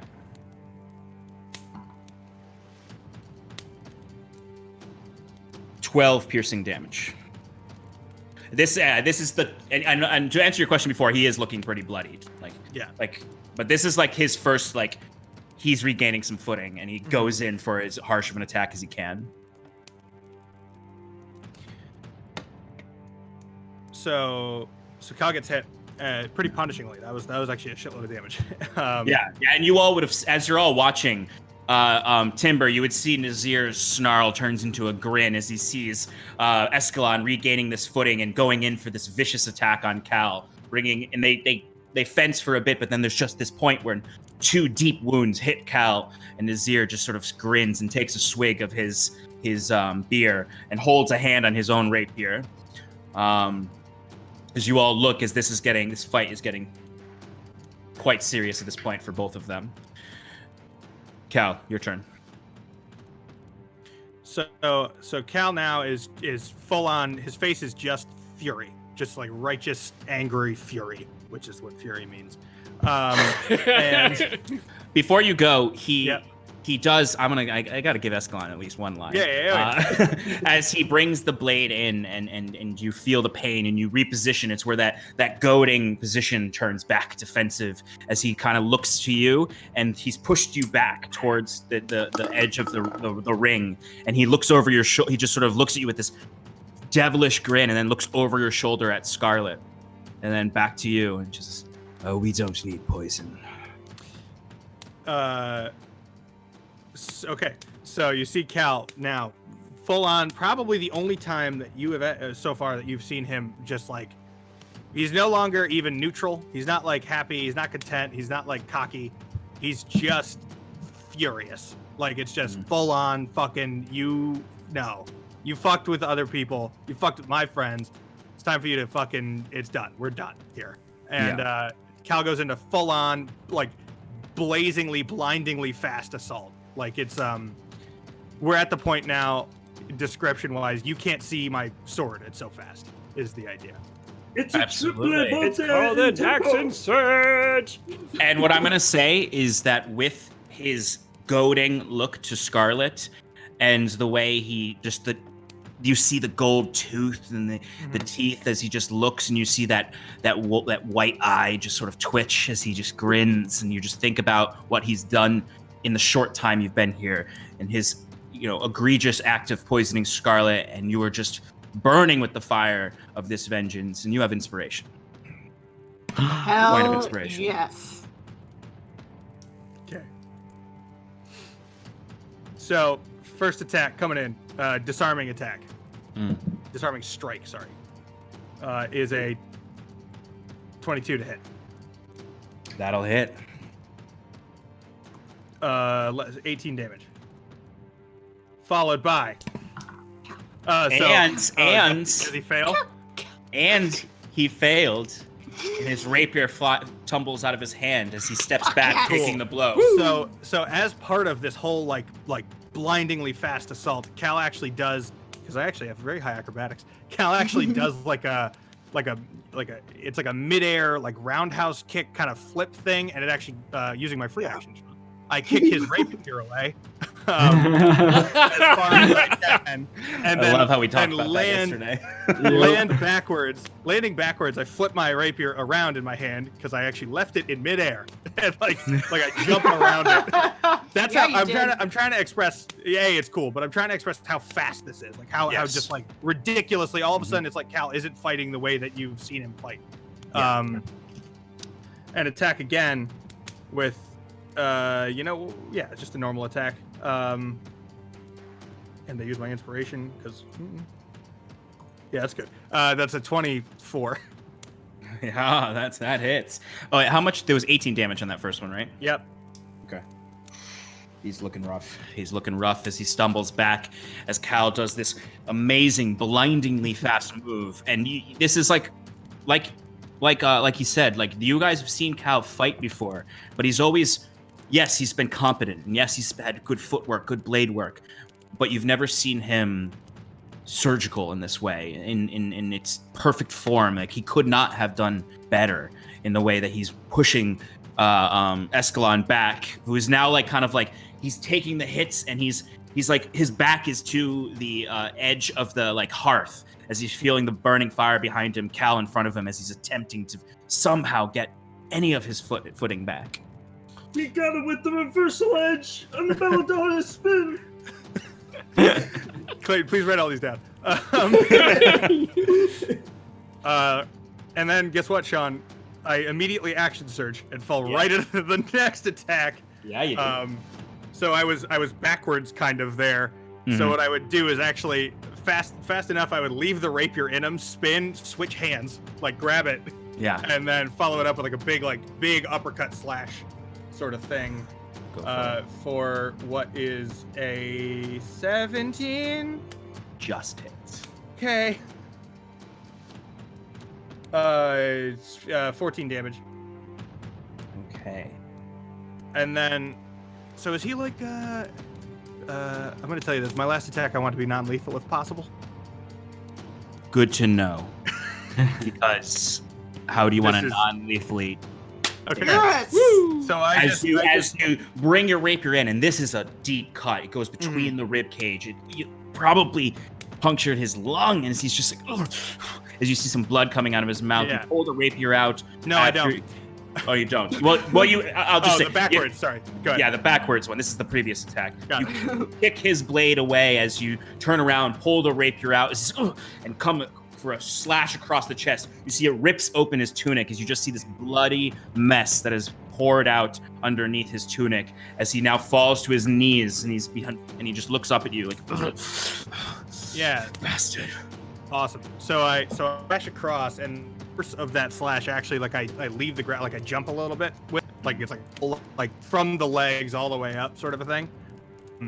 And in midair, I flip the rapier around again, so it's pommel first, and I just come down like Achilles style, and just like straight to the face. So if he's like on his knees like this, if one were shooting this, it would be he's shaped like this, and I'm like up and over. Yep. And I carry all the way down into not a superhero landing, but like all the way straight through, and I want him to just crumple, like the lights go out immediately. There's no Yeah. You all watch as this moment, you see Timber, you see Nazir now. Grin is gone. You see claws on his left hand, similar to yours, digging into the bar as he's holding his rapier. You see the orc is no longer leaning casually. He's holding his hand to an axe at his waist.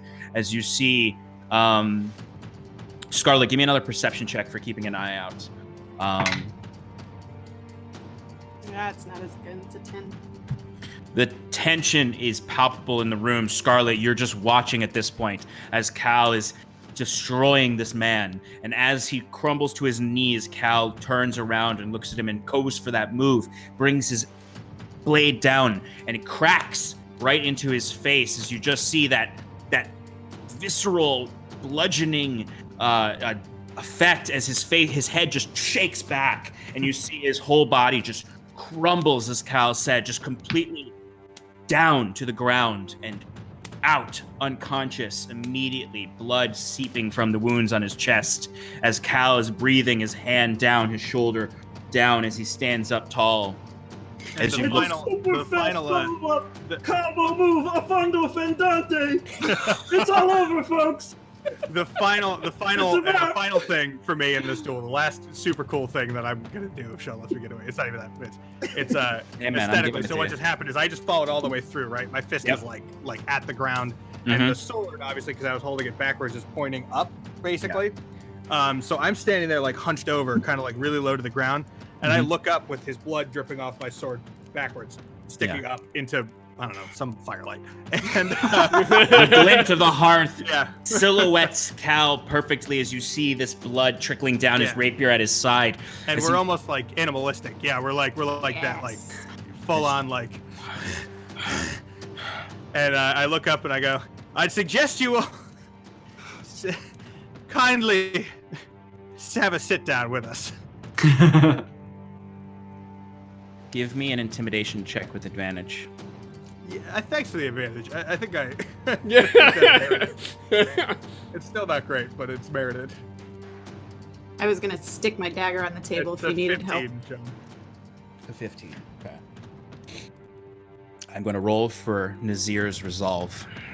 Oh no. Yeah, no, Timber would have looked at Nazir and quietly said, "You stay here." What did you do? But when Cal says that, Timber looks over at Nazir and says, "You stay here." Oh. All right, let's see what happens. I'm gonna give him disadvantage because of that.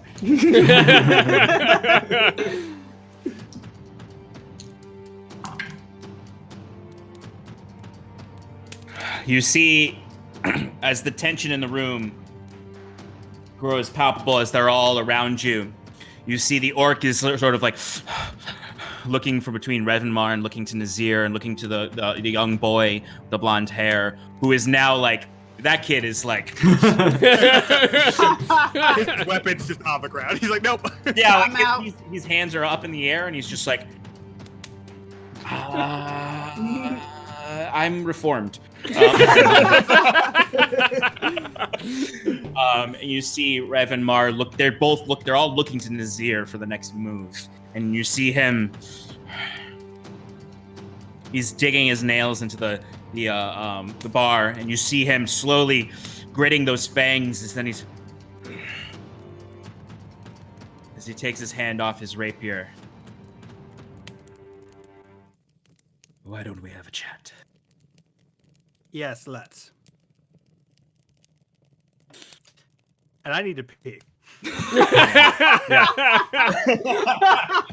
Tim got so excited. Oh, boy. Oh, it was so good. It was okay. I mean, It's all right. It was okay. The battle goes to the killer cobbler, the deadpan nobleman, the one, the only.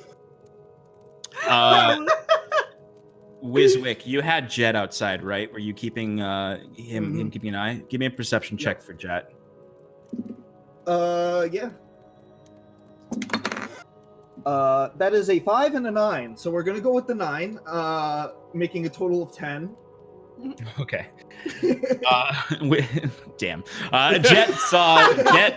There's, because Jet was just there to tell you. It's like the first, Jet was just flapping around outside, keeping an eye, spinning, and then he just sort of spun around a little too much, and then his sonar got messed up, and he kind of fell to the ground a little, and then just sort of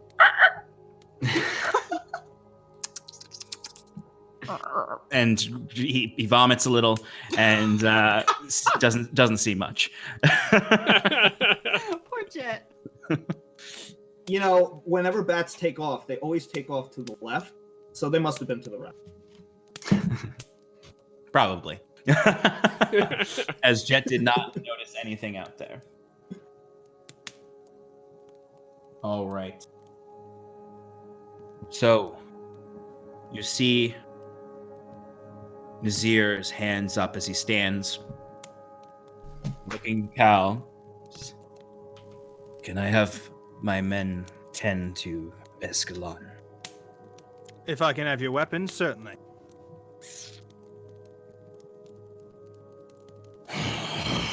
As you see him unbuckle his sword belt, drops it on a table, and he looks to the orc and Revan Mars to them to do the same. You see the orc pulls the axe out, drops it on the ground, pulls a dagger out, drops it on the ground, pulls another dagger out, drops it to the ground, and then reaches in the back and pulls another dagger out and drops it to the ground. And you see Revan Mar she pulls 2 blades out from sheaths and places them down on the bar. Mm-hmm. I motioned to someone. It's not really specific. It's just kind of like a somebody grab the. You also notice that I haven't moved other than standing up straight. Mm-hmm. It's the fire is just silhouetting Cal further as he's commanding them. You see the young boy immediately rushes forward at Nazir's nod. He had already dropped his weapons long ago. You see him bent over Escalon, pulling him over and checking his wounds.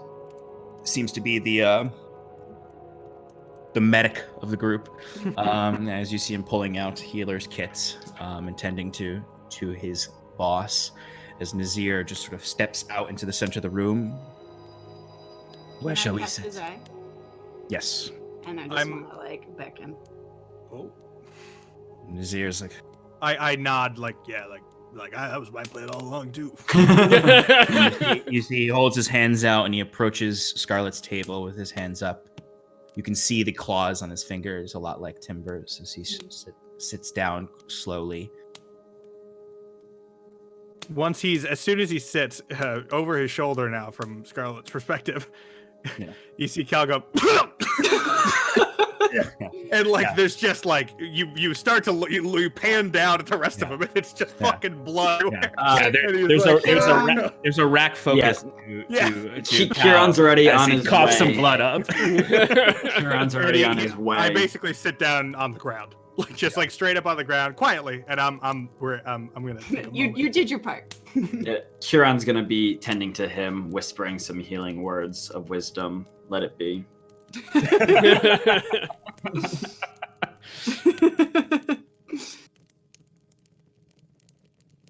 Timber is going to be the one gathering all the weapons. Yeah, Timber, you grab, you kind of have them, you start putting them in throwing them behind the bar. Yeah, great.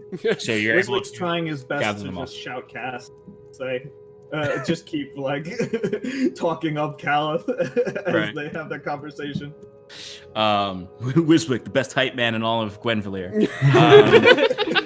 As Timber, you place all the weapons in the back of the bar, out of reach.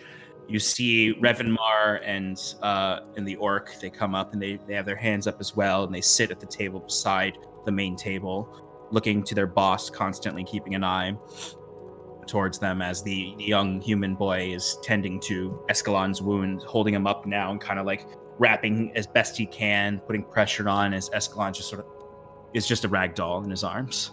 You see his eye where Cal hit him starting to swell up and is bruised as there's blood coming out of his mouth and all over his exposed chest. He is messed up. You see Nazir keeping his hands up, and he looks up to Scarlet just with a grin. What can we do for you? As you can see, we are not to be trifled with. Are there any more surprises heading our way?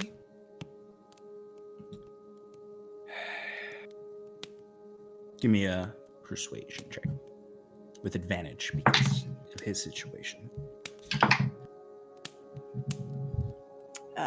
18.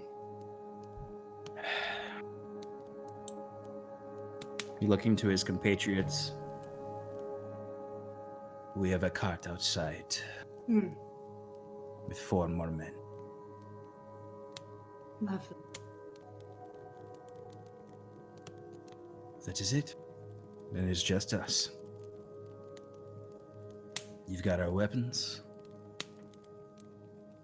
Our men are outside, but you know they're there. And that's where they're going to stay. That's what I was thinking.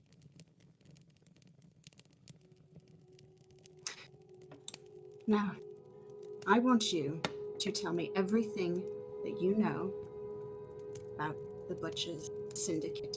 Everything. And you see, he's got a little casual for a moment as he kind of leans down now. He's looking up at you with a grin, the sharp fangs. Well, can I at least refill my drink? I'll have someone do that for me. And I do it. Can I I want to make him a drink, and can I slide a hand of poison in there? Oh no! If that's what you want. It's a weak poison, so Yeah. What poison are you trying to? Just the only the one you have. Yeah. Yeah. It's a weak poison. Go ahead and give me a sleight of hand. The sleight of right? No. He doesn't. Timber doesn't have access to that high quality poison yet. No. Yeah. Not yet. That is. Ooh. Hold on. Because I'm proficient in this. Oh, I need to check some. That's a 22, Sean. 22. Jesus. Yeah. You're pouring the drink, and as it fills up, you slip something in. No one seems to notice. I bring it over. He holds a hand out. To a certain point, and then I mage hand the rest away.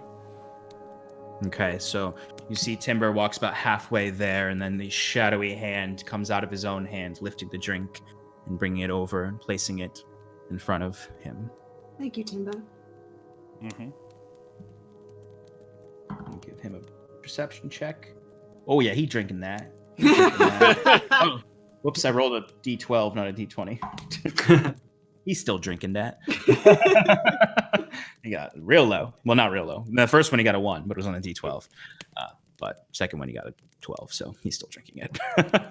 You see him sniff it for a moment.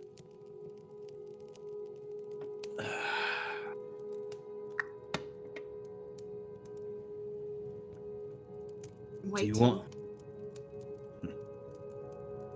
Or maybe if you asked more specific questions. There's a lot of information about the syndicate out there. We've got nothing but time. Start talking. Well, it seems like you already know who they are. They are a concord of sorts. Different organizations across the northern Trinwald Valley. They've got cells all over.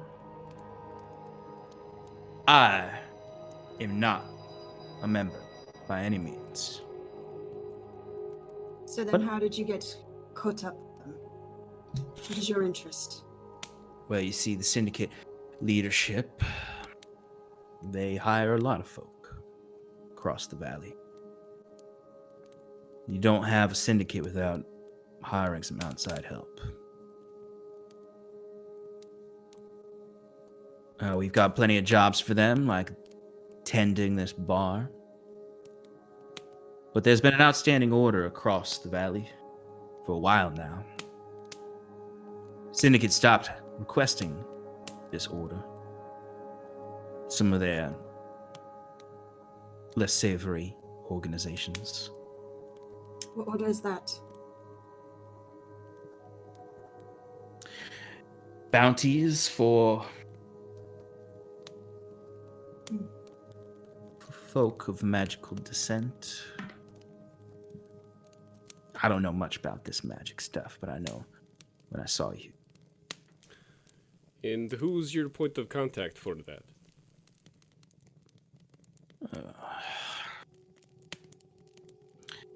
There's many. It's never the same person whenever I go. Escalon is a bit more connected than I am, but he is a bit of a foolish man, as you can see. A bit prideful. And it was his downfall. That it was. And I can assure you I'm worth much more than 5,000 gold. I guess that depends on who's paying. Next question. Have you ever run into someone who looks exactly like me? Or have you seen someone that looks exactly like me somewhere near the Syndicate? It's in your best interest to tell the truth. I don't like liars. You see he's just sort of playing with the table a little, scratching at it. I ain't seen no one like you in a while. Oh, but you have seen someone. I think that's I bet. been a while. Oh, his order's been active for 10 years. It's exactly the timeline I'm working with. Where? More genasi like you, there's all sorts. I don't see where they go. I don't know what they want with them. That's not what I asked you. Where? I've seen plenty like you. Well, where? That's a good question. We snatch and drop. Do you have a place where you drop? It depends on when they tell us where they tell us to. We alert them that we've got. Do you have ideal locations? Signs, symbols, taverns, generally. It depends if we are going to meet in a town or if we are meeting in the countryside. You still haven't answered my question.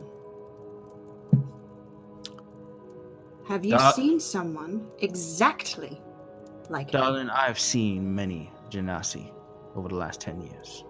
Yes, I don't remember all their faces. Genasi. But a Genasi like me. I've seen some fire ones, like you. I'm not just fire. Well, like I said, I don't know a lot about the magic. Do I believe him? Give me an insight check.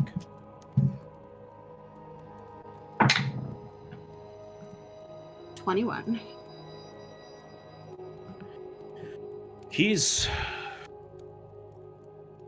You're not sure if he has seen who you're asking about before, Mm-hmm. but at the very least, he's definitely holding back information. Like the last few responses have been holding something back.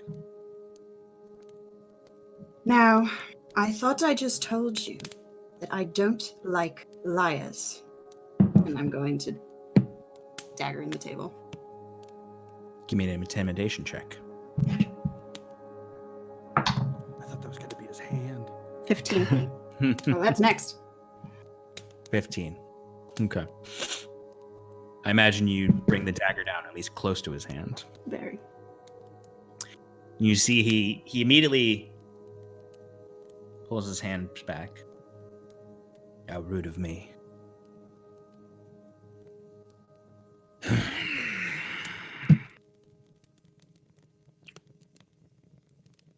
We send word ahead to whoever our contact is that we have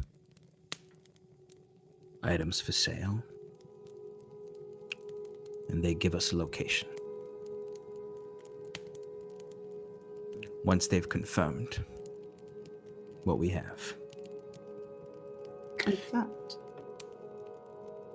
These days, it's only the butchers, as you asked, who deal in this type of stuff.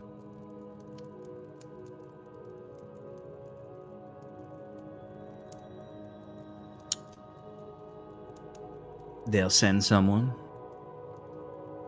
to confirm, deliver a message where to meet, and then they leave and we deliver.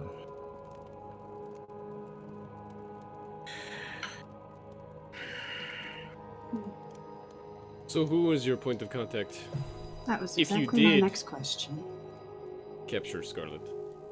If you were successful, where would we have gone?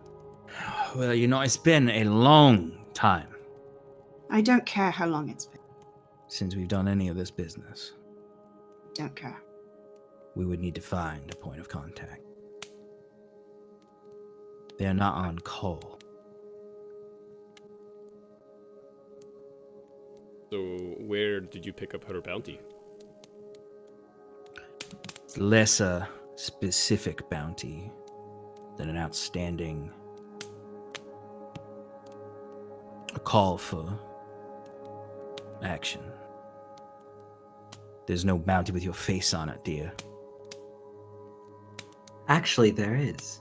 Excuse me, sorry, I didn't mean to. Kieran. My bad. It's just this is taking quite some time. You have to be delicate. You? Delicate? Also, we've already got him captured. I don't think we need to. Cal, quiet, please. Vanya, heal you, bless you, and all that jazz. Guys, can I ask a few questions? Of course. All right, buddy, I'm gonna make this quick. I don't really want to go through the dramatics. I'm gonna give you a quick lightning round. You ready? And I shoot a little lightning out of my fingers.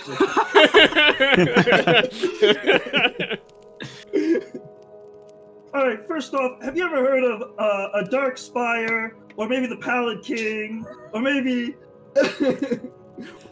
just cultists in general? You know, like the unsorted sort that like to cast rituals on magic people, that sort of stuff.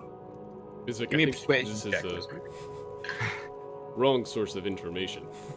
I don't know if this is where we'll get the exposition we're looking for. Go ahead and give me a Hey persuasion. man, I gotta take a shot when when we got the chance. Wizwick, give me a persuasion check. Nazir, an all-knowing god. Yeah, Nazir is really just knows everything. I don't know. He's a criminal Nazir is underworld type. my underworld avatar type. in this world. No, that was the beardless dwarf. I thought that was gonna. Yeah. He's gonna get up and be like, "I am a god." Don't touch me, I am a god. I got a solid 6. You see, as you ask all these questions with little arcs of lightning coming out of your fingers, Nazir just sort of cocks his head and then just bursts out laughing. It's like, oh, is this why you keep him around? This sort of humor? Precisely. Yes, and the fireballs. I don't know anything about cultists, little one. Okay, but back Except to what I the heard about questions. Oh, No, no. Except for you got what? it. Nope. fuck! Damn Ivania. Anyways, so you capture Scarlet and the other the Asimir. What is your next move? Where would you go next?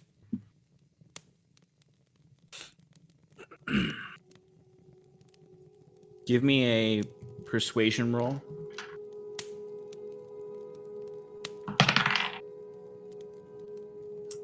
That is a straight 11. Okay. All right. So two things for you, Kieran. He'll respond, but two things. With your passive perception, 25. Yeah. God, that passive perception.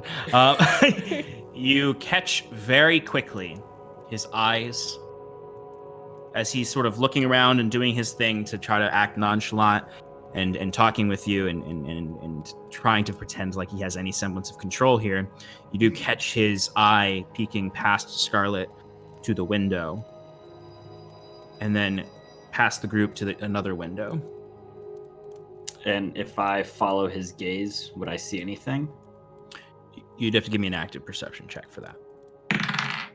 All right, that's a 27. So what do I see? The original grains of sand that the glass was made of. You see inside his brain and all the answers to all the questions. I see He what is is in indeed your a god. mind. It is stupid. Sorry. Catch a shadow passing the window. Then he looks to you and just says, "Where they operate mostly in Zverwold, so we would go to Zverwold.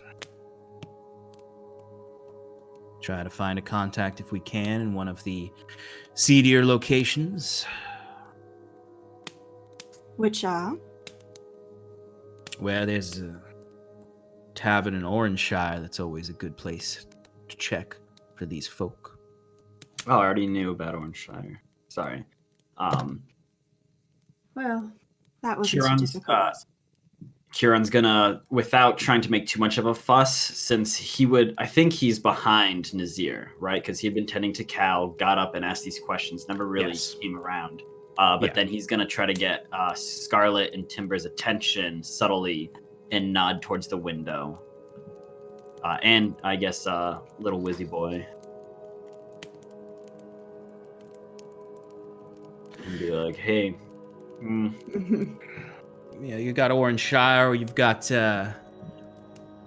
Gloomhaven, another place. Sean, that's a copyrighted board game. Oh, is it really? Gloomhome. Gloomhome. You know what's funny is I actually think when I named that town, I then was like, no wait, that's a copyrighted board game.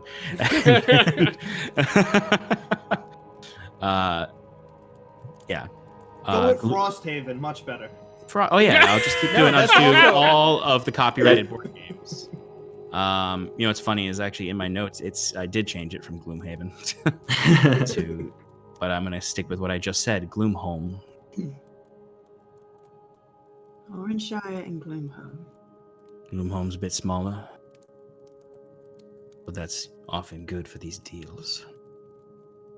Shannon, I'd like you to give me a Constitution saving throw. Why? That's a natural one. Oof. Your hands start to tingle as you're losing mobility slowly. You drop your dagger on the table. Scarlet, is everything okay? It didn't work. The antidote didn't work. That's why you see. need this kind of thing to divine magic. And Kieran walks over and does his traditional face on the face or hand on the face and casts Lesser Restoration, curing. Is it graceful at all, or do you just slap people?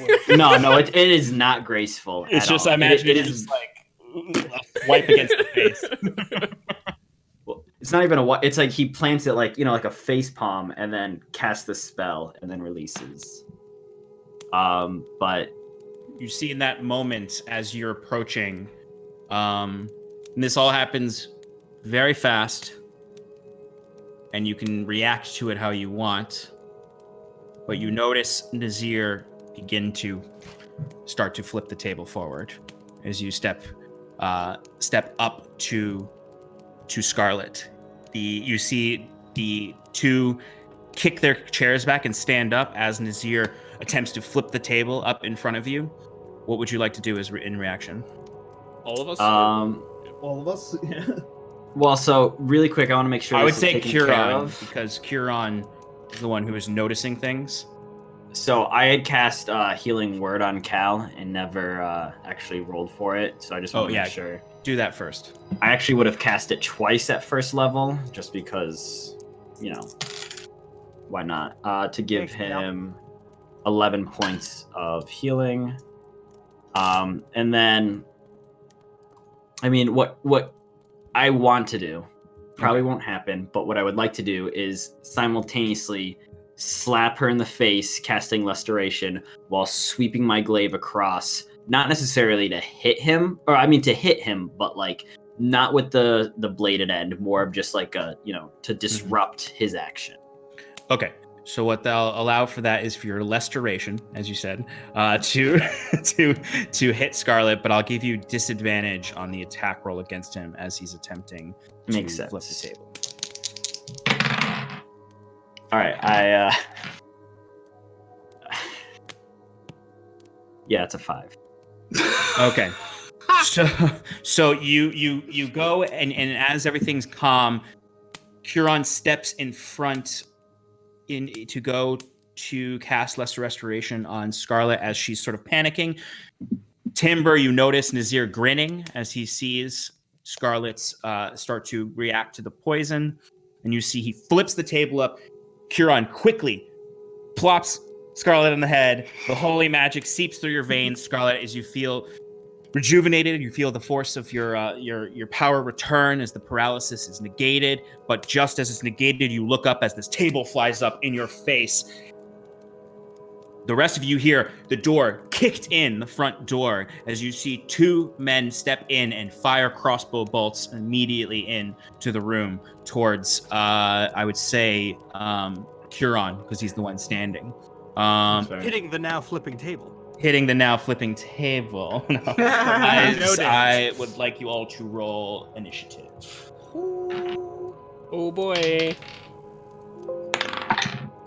Oh, Oh man. first time ever I have a good initiative roll. Okay. It went way back in the back of my desk, but I got it. Proud of you. I am. I'm really proud of you, Clay. We can judge how long we've been in quarantine by how sheep my hair is. That will That's why always I'm be the wearing a measure. hoodie every week. It's not a 3-month period. It's no, Tim's hair is 2 feet long. We're at least 2 sheep. We're at 2. two shear sessions, if you will. Yeah. Shearings? Yes. Cheers. He is 2 shearings behind. Yeah, we missed our town shearing. Ed Sheeran, remember him? I do. I once bought my love girlfriend a really good pair of shearings. Yeah. Like shell earrings. I've never had a girl that I liked. Ooh, I was cheering a lot. Yeah, during that's that right. duel. That's right. She knows who she is. she's watching. she knows she knows who she is. 20 She's to not married 25. though. Kieran, Wait, what'd you get? 21. 25? 20 to I 25. got 20. I got a nat 20 plus 1, so. You. Ilyuvania's watching me, but I didn't even have her blessing. It was just, she was like, no, you don't need my blessing this time. Sweet baby 15 boy. to 20 or 15 to 19? 17. Nice rolls, guys. No. I got a. You I got too. I got a 15. And Timber, what'd you get? 14. Nice. Okay, so it'll be the crossbow bolts first. That'll both going towards you. Wait. No, it's not. Never mind. First one is 18 to hit. Yeah, it hits. And the second one is 22 to hit. Yeah, that hits. Okay. It's just 2 crossbow bolts to the fucking chest. Yeah. That's together. That's 16 points of piercing damage. As you all see the table flip up, Nazir step back, and then you see Kieran as he turns to attempt to strike Nazir. He misses, and then 2 heavy bolts hit him in the chest. As you see the door kicked open, and the 4 other members of their team stepping in. But that brings us to the top of this combat as Kieran, after taking that bolt of those bolts, you are up first. Wiswick on deck. Oh, you know what we're gonna do. It's time for that Twilight Sanctuary, motherfucker. That So spell Kieran, is real good. Yeah, it's so good. It is. it's a feature. It's not a spell. Oh, really? Yes. Yeah. Oh my god. Twilight Sanctuary, Alright. my channel divinity. Excuse me. Yeah, which means it can't be counterspelled. Which is nice. Exactly. Yeah. So pull that reliquary off his hip, hold it above, and the twilight. Yes, as you've seen before, the reliquary comes up, it floats above Kieran's hand, and the wood cracks out, and you see the shard of Ilyuvania within, as then you see spewing from it this twilight light that you are all familiar with, and despite it being somewhat of a frightening thing, you find bravery and comfort in Kieran's presence. All right. Anything else? Am I within range of Nazir? Is he like within 5 feet of me? Would I provoke opportunity attack should I move? Is what I'm saying. You actually won't because he jumps back. Oh, okay. You're actually just out of range. Oh, okay, I got you. This is Well, his no. turn. Okay, no, I'm gonna stay where I am then. Flip And just the remain. tables, Ron. That's too zoomy. That's too zoomy. It's too zoomy. It's too zoomy. It's too Not that bad, zoomy. is it? You want to come out? Maximum zoom. No, it's my fault. Don't worry about it. Oh, did I zoom in as you zoomed in? Kinda. Okay, I just want to make sure I got it. All right, so yeah, ending my turn, and I get 6 temp HP. Oh! Wow. The session was going so well. Was it? This is our worst session yet. Ooh, I like this Disgusting. song. Yeah, it's very tavern brawly. Oh yeah, I forgot this one was in this playlist. This is my Tavern Brawl song. Yeah, so All right. it ends my turn. Ends your turn. Okay, so that brings us to Wiswick, and then enemies, and then Scarlet.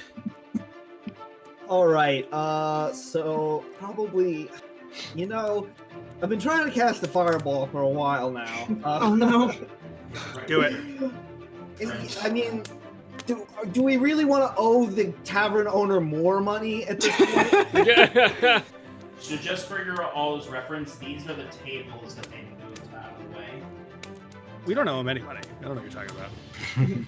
So we wanted to use them. Tables. This is a table. Aim high. It'll be fine. Okay. Are you going for a fireball? And Actually, where? it's a stone floor. Just fucking hit him.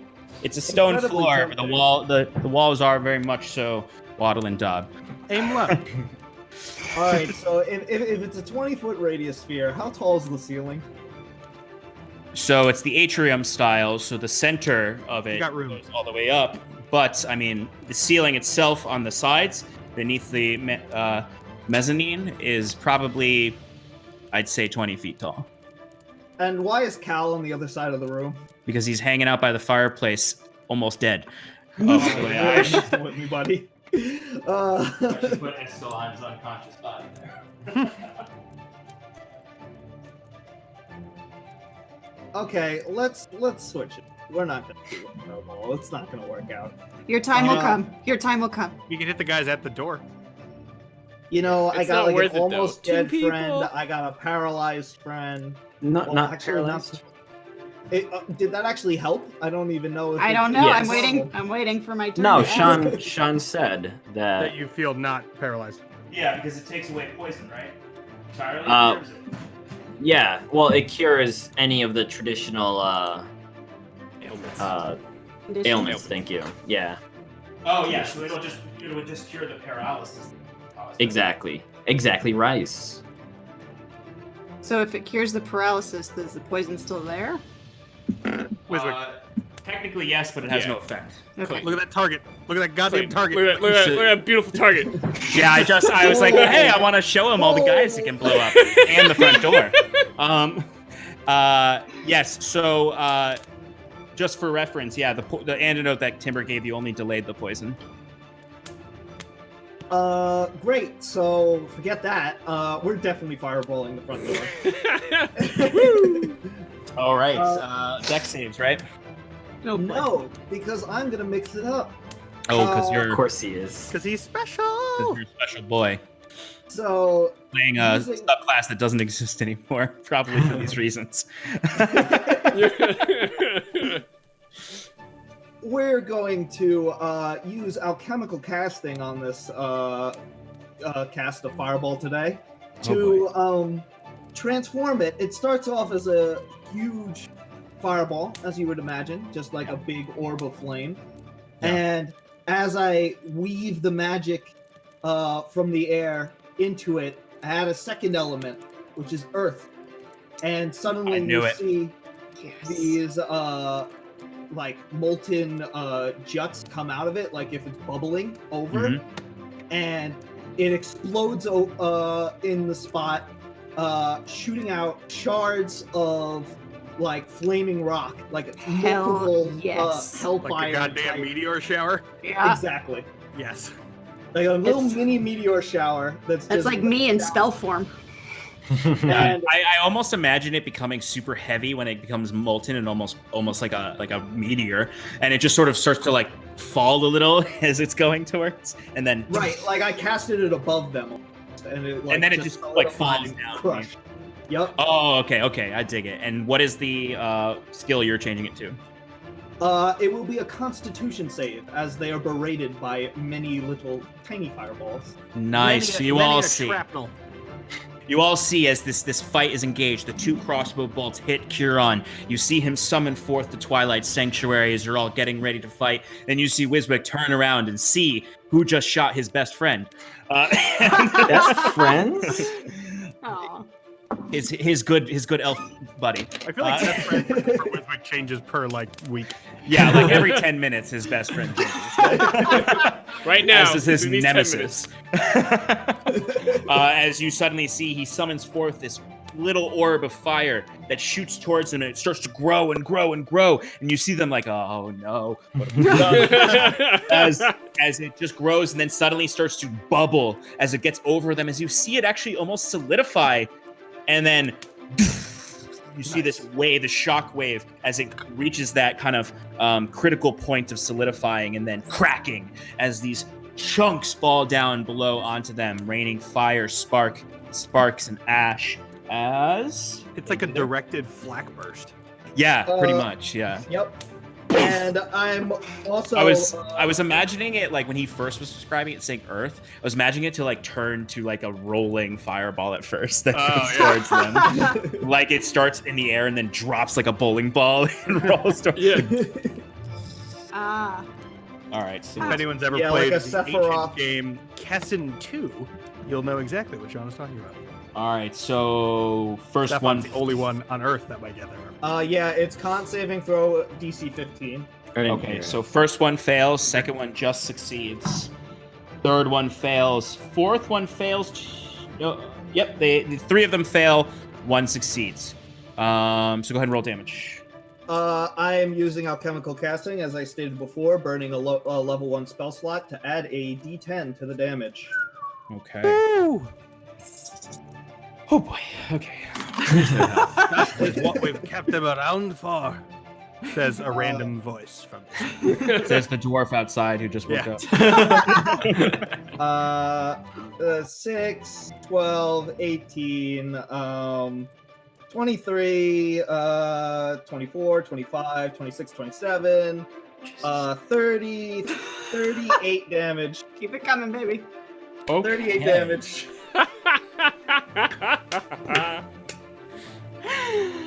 Yes. Jesus. That's my boy. That's my boy. His All right, Uncle so Tyler watch- response. Watch as it approaches the first, like the first guy at the exit. He's like, "Fuck," and jumps out of the way as it's coming, and he only takes half damage. As the other ones, it crashes down on them, and they're all kind of scattered about. They're all alive, as much as they can be after that. As you see, the entire entrance is blown out. The doorway just rips apart, and the kind of like it rips some of the walling away as there's just this gaping hole leading outside now, where you see their cart and you see a bunch of people just start to get out of their tents like, whoa, just like, what the fuck's happening? WTF, mate? As there's a gaping hole in the Gaping in front of the holes. tavern. Anything else was Love them gaping holes. actually their I cart's think I'm not up done front, it's in the remodeling back. for now. Gaping Yeah. Done yeah, remodeling for now. hole. Wow. Oh boy. Okay. All right. It's 8 temp hit points, Wizzy. okay. Ooh. Oh, cool. Thank you. 18, you said? Just 8. Oh, okay.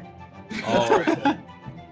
So you see, now it is Nazir and his two immediate guards' turn. Pull up Nazir's stuff. You see Nazir immediately starts to shift as you see his form growing and his body making those similar crackling noises you've heard from Timber's body when he transforms. As you see him become this bestial,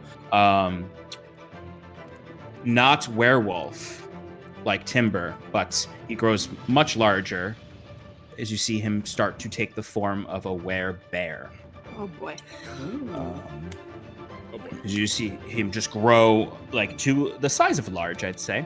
I'm gonna throw an owl bear down because I don't have a standing werebear for his form. But he is gonna go. Do you have a werebear in repose? I don't. Yeah. Don't be like your cool guy in us. It's like, well, I've got werebears, but they're not standing. I don't have werebears. This is my werebear. He's just leaning down. Is that just a bear? Yeah. Ah, it's Trinket. That didn't tell me anything. There's Trinket. Sorry. All right. I don't know who that is, but it looks good. It's a bear. Yeah, it's a bear. All right, as he's gonna go for, he's probably gonna go for Wiswick after seeing him fucking Oh, jeez. unleash hell with some attacks. Man, I should have Misty stepped or something. Oh, All can you right. imagine the height difference right now? Yeah, it's just Yeah. this massive werebear standing over Wiswick. All right, so that's gonna be 2 claw attacks. Oh no. Where's my other D3? Okay, so the first one is a 15 to hit, Hits. and then the second one is not gonna hit with an 11, I'm assuming. Yeah, I'm good there. Okay. All right, so Wiswick, you kind of roll out of the way of the first attack that hits into the table behind you, splintering it a bit, and then the second one comes in and hits you right in the chest. It's a powerful blow. Oh no. Ooh. All right, Just throws him out a window. Yeah. Whoa! that is 17 piercing damage. shit. Okay. As this claw swipes against you and pushes you back 5 feet. Flavor-wise. And flavor? that is his turn. You see now the Orc and Revanmar are going to go. You see Revanmar looks across to each of you, and then you see she leans down and pulls a hidden dagger out from her leg. I mean, you guys took their weapons, but none of you patted them down. And then you see the Orc also pulls a hidden dagger out. But they're just daggers. Daggers everywhere. Daggers everywhere. Yeah. That's not a man. That's a dagger in a man costume. As you see Revanmar leaps forward. Everything's just daggers and costumes. Oh, God, Everything's just a dagger Oh, and a man jeez. costume. Oh, Sorry. no. Sorry, Wiswick, you just happen to be Oh in their no. way, and the guy who just blew up their allies. Well, if I'm not dead by next turn, I can do something about it. Yeah, I know. I immediately regret bunching them up around you. It's All okay, I right, had so my the fun. first one is going to be a 16 to hit. That'll hit. Okay, and then a 24 to hit. Yes. Okay, so that is a. So the first dagger is going to be 6 points of piercing damage. The second is going to be 7. And they are going to get sneak attack on you because of Fucking rogues. allies within range. They're not the most hidden. No, but they have he's distracted by a giant bear that just crushed him. First sneak attack is going to be an additional 9 points Oh, of God. damage. And the second one is going to be Are 4 you points still of up? damage. What was the second one? 4 points of damage. All right, so that's 2 13s, 26. I'm good. You still up? I have 2 health. Yeah, I was gonna That say. temp HP. Okay. That 8 temp HP right there. Oh, they're gonna go with their bonus actions for you. It's a quick attack, though. Don't worry. They might not hit. They're good. First one, actually, the first one misses with 6, or no, it's 8 actually. Second one, yeah, second one's gonna hit with a 21. Oh fuck. But it's All you know what? It's just one you know what? damage. It's D4, no modifier because it's a bonus action attack. So So there's a 1 in 4 chance you live. yeah. 1.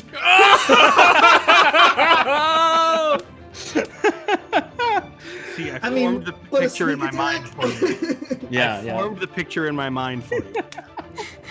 All right, as they just beat into Wiswick, you see Wiswick gets pushed back by this werebear with a claw, and he kind of stumbles back, and they stumbles back into 2 dagger attacks on him, right into his back. He's getting Caesared, and then 2 more dagger attacks, a couple missing. At 2, Durkus.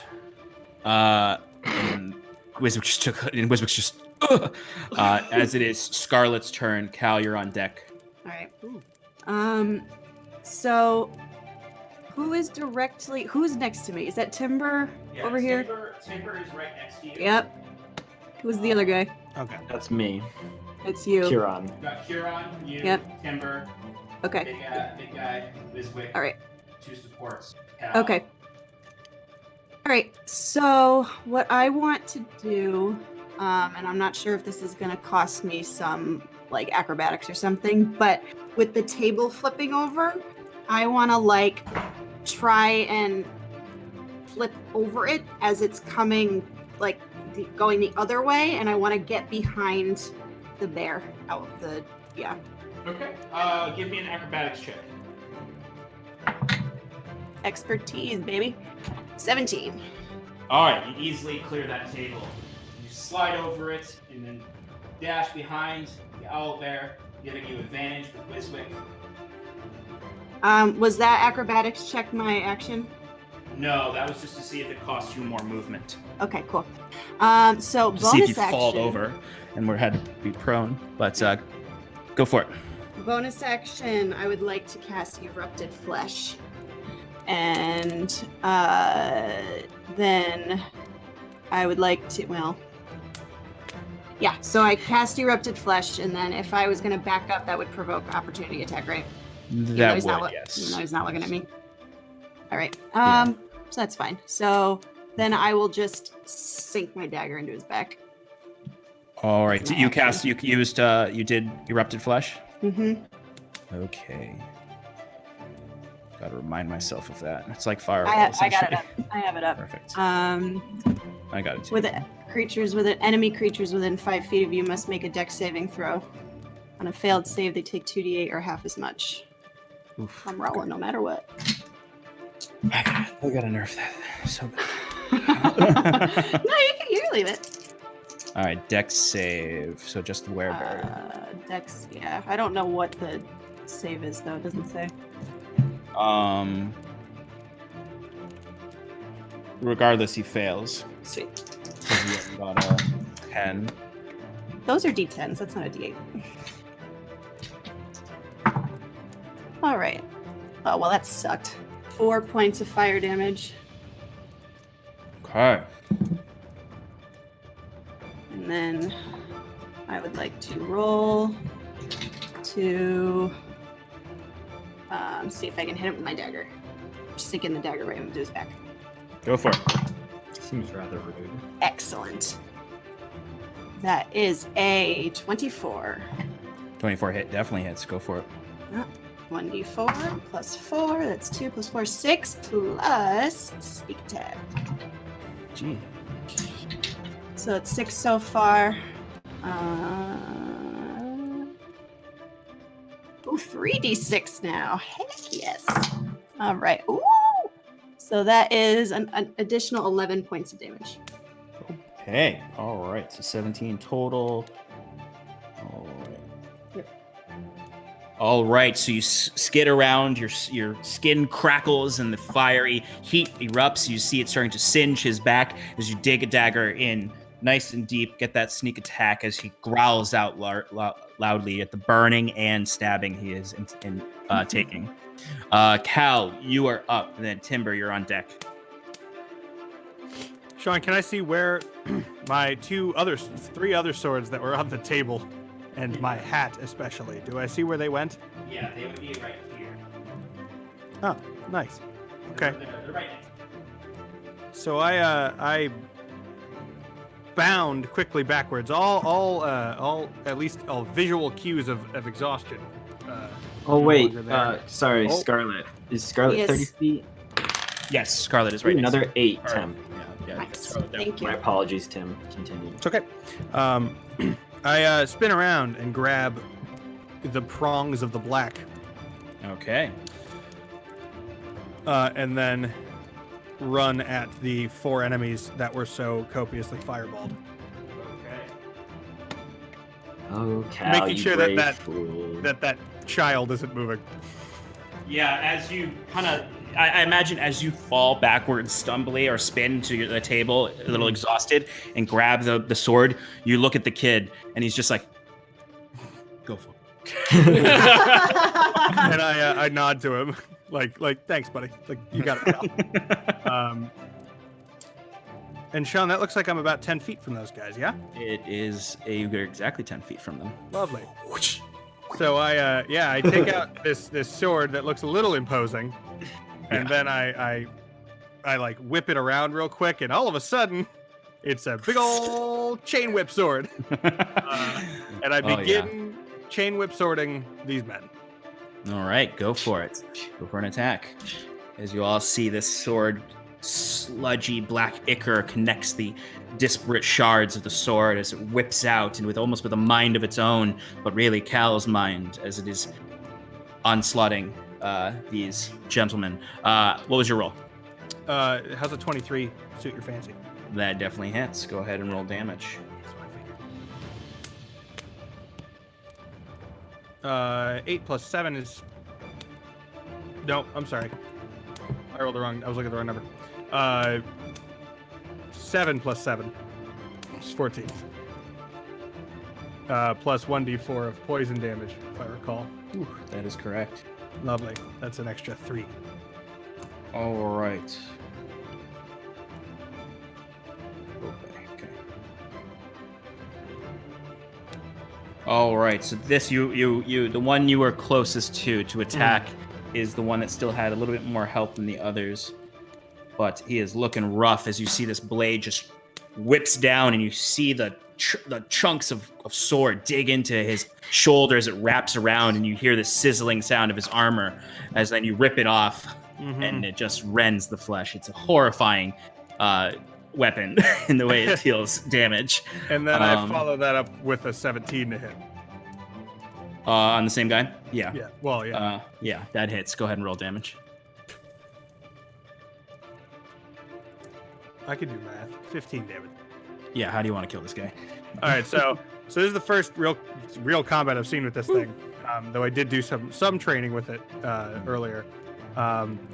So that first hit like wraps around his back and like rips his armor off or whatever, and then like it comes up and over, and then the second one kind of goes like low, like but because it's like magical, it goes like straight out and back, and goes like through him and then rips him forward, so he's like spins through the air and falls.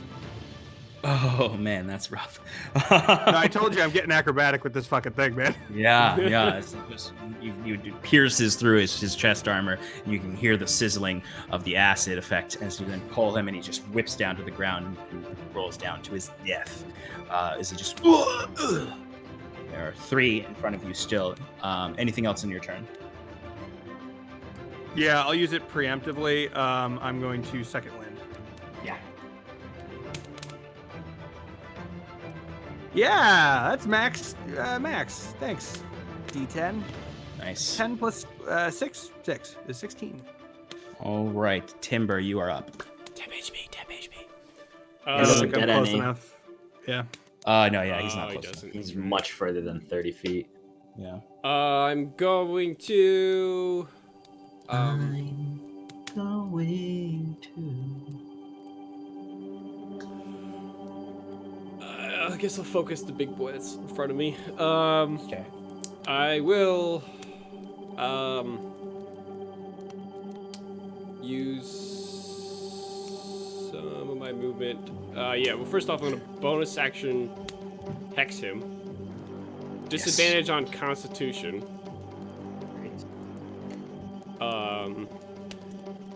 Then I'm going to So actually, what I'm gonna do, Sean? Yeah. Is I'm gonna go towards Wiswick's side. Well, I'll explain this afterwards, but I'm gonna make 2 swipe attacks.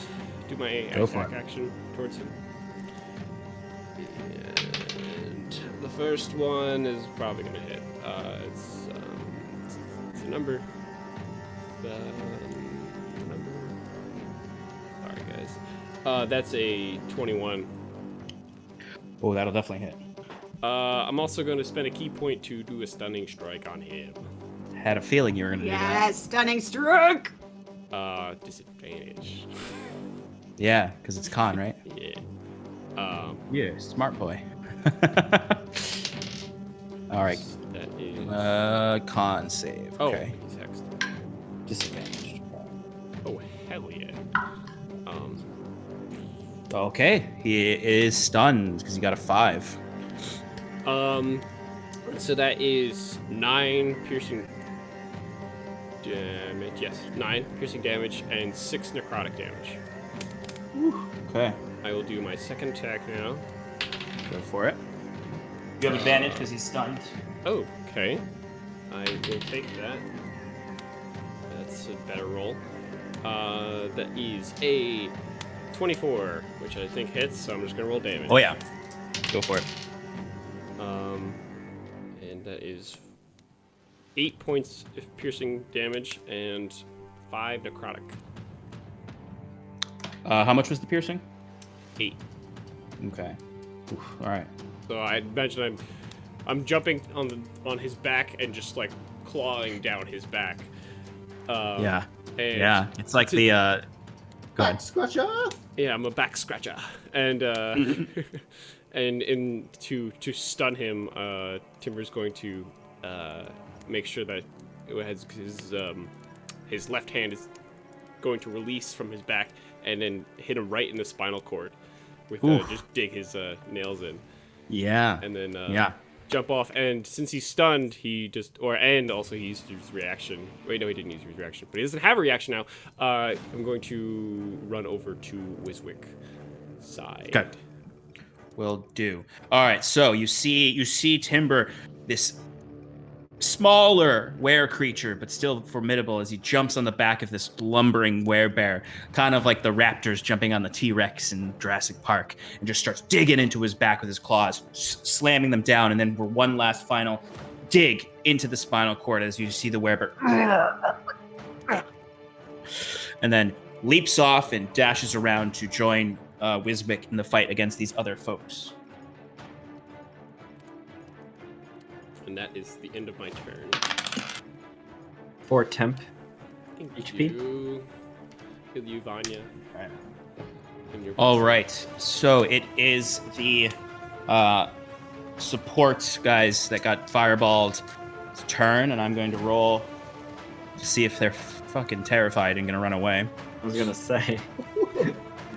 After getting magma balled, then Cal just runs in with his whip. And Cal's like screaming, like Yeah. Yeah, and covered in blood. yeah. You see these 3 guys. You see that there's 1 in the front and 2 in the back, and they're just like getting up as they're like shaking off like dry, like cooled magma off of them. And you see the 2 in the back are like, yeah, fuck this, and they just dart out, and you see one of them's just like, it just comes at you, Cal, pulling out 2 short swords. I got this Irish music. It's so different from my other battle. I'm gonna keep it. Yeah. But it kind of works with this guy. Well, we can't lose if this is the music. I know, right? All right, he's gonna go for you. The first one is gonna be a 18 to hit. Cal, that misses, but Cal bares his teeth, which stand out particularly because of the amount of blood that's just everywhere now. Oh yeah, it's got that. I didn't get cut on my face or anything, but like I feel like I've probably done a lot of this, wipe sweat off and just get more blood on me. Oh yeah, you look crazy. Go ahead and roll damage. No, he doesn't hit. Sorry. But I'll riposte. Okay, might as well.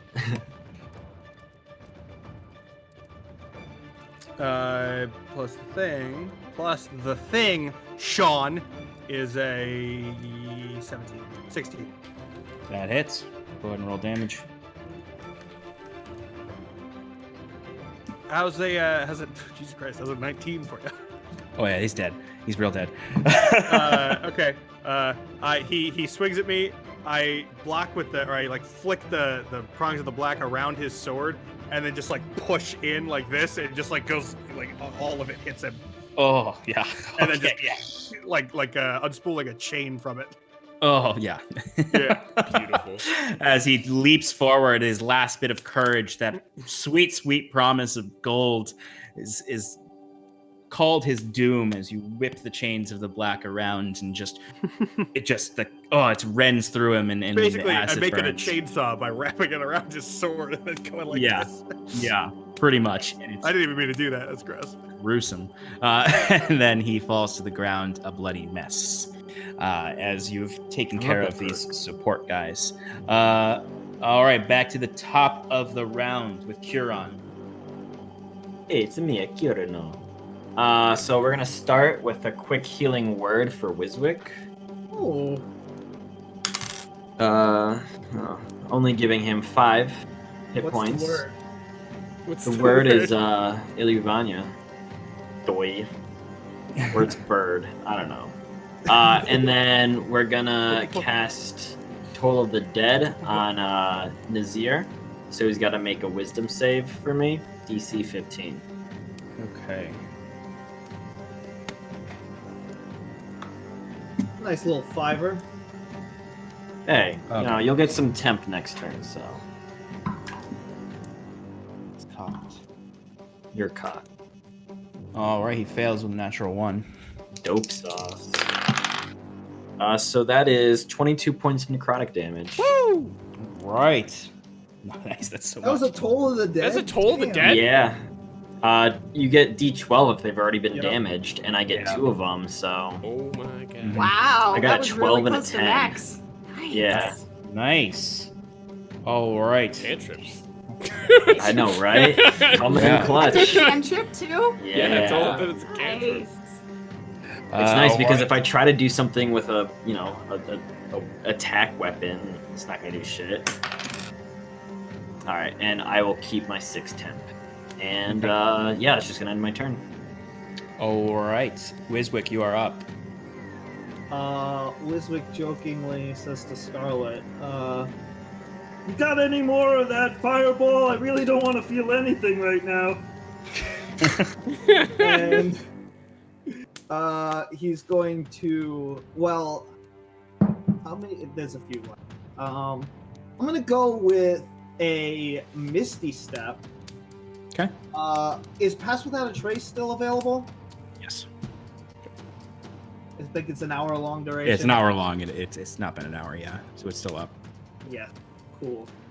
Yeah, so I'm gonna Misty Step 30 feet towards those barrels. Well, Behind the yeah. bar.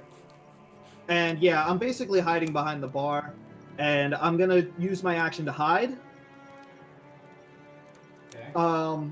Yeah, it's 30 feet, Misty Step, and then I can move the rest of the way if I don't make it. Oh, it was just enough bars. All right, sweet. I thought I calculated that right. And yeah, I have advantage on the hiding if it's stone around me. There is a stone floor. Wiswick just So- squats down on the floor. I practically am invisible right now. I got a unnatural 20 plus 10 is 30. Yeah, you feel pretty safe in your hiddenness. And that'll be my turn. I just vanish. Okay. All right. So, remind me, stunning strike. That's on the end of their next turn that they're unstunned, or at the end of your turn, Timber. Am I 30 feet from Until Kieran? the end of their turn. Okay. So like, You are. Yeah, Yeah, you're okay. 30 feet away from Kieran. So- Within 30 feet, or You're literally just within 30 feet. All right, 3 temp. Thanks. Okay. All right. So, Mr. Werebear does not get his turn because he is stunned. His 2 friends are going to turn around onto Timber. One of them is going to move around to oh, flank. it's the end of my turn. Yes. So Sorry. end of your. Yeah. Next So on turn your coming next, up. at the end of your next turn. Yeah. Okay. Cool. All right. So they're gonna go for an attack on you, Timber. No doubt, no doubt, no doubt. No doubt. All right. The first one is a 24 to hit.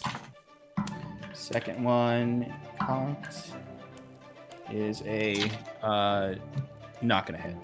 Oh wait, they have advantage. No, That no, is they a- did. Why do they have advantage? They're I didn't move them yet, but one of They them will moved be, around okay. to flank you. Got Yeah. That is a 18 to hit or 19 to That hit. will hit me. Okay. All right. So they both hit.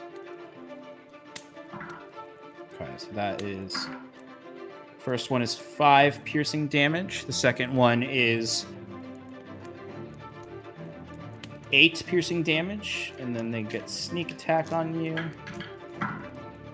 First sneak attack is 11 damage, and the second sneak attack is 8 damage. And then they're going to go for their offhand attacks on you. First one is not going to hit with an 11. Second one is a 23 to hit for 3 more piercing damage. As they're just like they're just stabbing whatever they can see as they're trying to avoid your claws. And you see some blood showing up on Timber's fur. As And you hear some dog whines. As it is Scarlet's turn now. Okay. 7-10. So in Erupted Flesh, it says enemies that start their turn within 5 feet take 1d points fire damage. Since he didn't do anything, did that count as starting his turn? Yes, it does. Sweet. So let me roll that real quick. 3 points of fire damage. Okay. All right. Yeah, just gonna keep daggering. I'm gonna use my big Stab die. away. Stab away. You no longer have advantage because you're not flanking. Although you could flank if you wanted to maneuver around. Yeah, you can flank with. Actually, no. Kieran's not.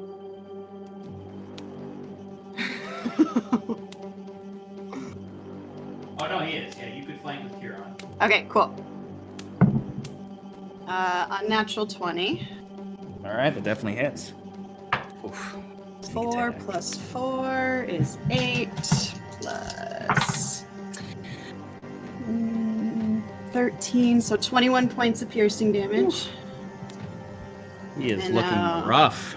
Offhand. Go for it. That is a 19. 19 hits. Another 2 points of piercing damage. Okay. All right. Anything else in your turn? That's it. Okay, Cal, you're up. I'm gonna go to the people. To the folks. I'm gonna get into Flankang with Flan King. with Timber. Yeah, that go. Is that Dirk or Riven Mar? Dirk. Yeah, I never liked Dirk. What a Dirk name. And I'm going to not have my sword in whip form, and I'm going to just cleave into him. Go for it. Advantage. 20 something, 22. Definitely hits. Kieran, what temp HP did I get? Oh, 7. 10 damage. 10. Followed by 16. To hit? Yeah. Let me pull it up. 16 hits. Oh, good. 3 plus 7 is another 10 damage, and then I forgot to roll my poison damage, Sean. Okay, go for it. So it's an extra 2. Nice. All right. Anything else? All right. So you watch as this Dirk comes up and stabs Timber in the back with his dagger, and is sort of like holding it in and pulling it out to stab him again. As Cal, you come forward and you just bring your blade into his back 2 times. You hear the singeing of the acid on his armor. Timber, you are up. 8 temp, Cal. Do you mind change, Kieran? No, you already had 8. I wasn't going to Okay. reroll that. Yeah, that's fine. Wait, who's up? Me. Timber. Timber. I guess. Am I in attacking range of the werebear? Did we skip you? Yeah, I was going to say, Cal Yeah, I think- went, and yeah. then we go back to the top of the order. No, Timber goes after Cal. Yeah, he rolled a 14. Okay, sorry. I'm confused then, because I just gave Timber 7. No, he asked because it was from before. From before, yeah. Oh, gotcha. My bad. Yeah. Yeah, no problem.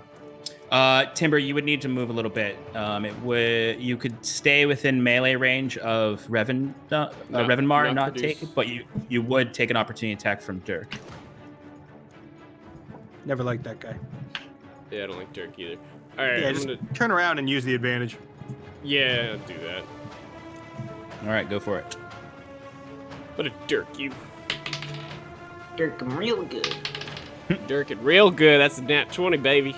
Yeah. Nice. Get dirked. Wait, no. Get Dirk. Get Dirked on. Oh, well, one of them's good. But, so that's 14 slashing damage and 2 necrotic. So roll the 1. Nice. Nice. Pinky. 14. Nice. Okay. Anything else? Second attack. I got 2 attacks Go for it. drawn. Get out of here. Get That's out why- of that's here. Anything else? So that's gonna hit. That's like a 25. Okay. Yeah, that'll hit. All right, that's much better. That's a 9 slashing and 5 necrotic. How do you want to do this? Yes. Having been stabbed in the back and having Tim, I'm Cal. Tim did do this. Cal did. Cal come up behind him and slash him in the back, you know, making him turn around. Timber's having... So it's a whole stabbing in the back situation, but Timber's going to jump behind him and just reach around his neck and then just claws right past Oh his neck. yeah, Nice. yeah. So Cal, after you stab him, you see him turn to attack you on his next turn, and then you just see him like, "Ugh," and then you just see, this blood pours out as most of his throat has been ripped out, and then he falls, and you just see Timber right behind him. Timber, give me a nod, like a quick, thanks. wisdom saving throw. Yeah. I don't get advantage because see Cal in front of me. No, just kidding. Cal does not inspire you to maintain your. Okay, that's good though. It's a 15 plus 3, so that's 18. Okay, so you I used the proper maintain dice for that. you maintain your composure as you notice Cal give you affirmation. And it helps you stay in control. All right. I'm going to move over and use my bonus action on the werebear. I'm actually gonna blow Fury. I'm gonna blow Fury. I don't. No. I don't want to provoke. I don't want to provoke from the other guy. Yeah. There you go. Boom. I don't want to get attacked for free. Alright. Fury of blows. Yeah. So Poppin'. I don't get advantage of this. So No. They had these. It's still pretty good. 19. That hits. All right. I'll take it. Oh my god. Okay. That is 10 slashing damage plus 4 necrotic. All right. And stunning strike. I'm gonna burn my last key point on that. Okay. But what if you don't have any more key points? Ooh, hello. Your key will be all out of alignment. You won't be able to do as well. He got a natural 20 on the save for the Okay, No. so he's fine. I'm still gonna slash him once more. There with a good old 26. Got a 19 on the roll, and that's not great, but I'll take it. It's 6 slashing damage and 4 necrotic. All right. Nice. Okay. Anything else? That's all I can do. That was a lot. That was a lot. All right, Kieran, you're up. All right, Kieran's gonna see this big werebear, put his hand on him, and inflict some wounds. Yeah. Go ahead and roll to attack. I get Just imagine advantage, you- right? Deadpan doing it. Yes, you do. 16. 16 hits. Thank God. Oh wow. A 16 hit. Nice. Yeah, grab all those dice. Roll them dice. He may. Oh, no. be big and strong, but he's also a big turtle. That makes sense. Okay, need another dice. I don't know where that went. Went under the screen. Well, 10 points of necrotic damage. 10, nice. Okay. Well, not really, but 1/3 it's- of my potential. Okay, not so nice, but still damage. Hey, Um, 1/3. That's like an F average. Who doesn't love that? And My mom. Anything else, Kieran? No, it's gonna end Kieran's turn. Let's see. Ooh, and we got some 8-10. Nice. Wizzy, you are hidden Hey. behind the bar.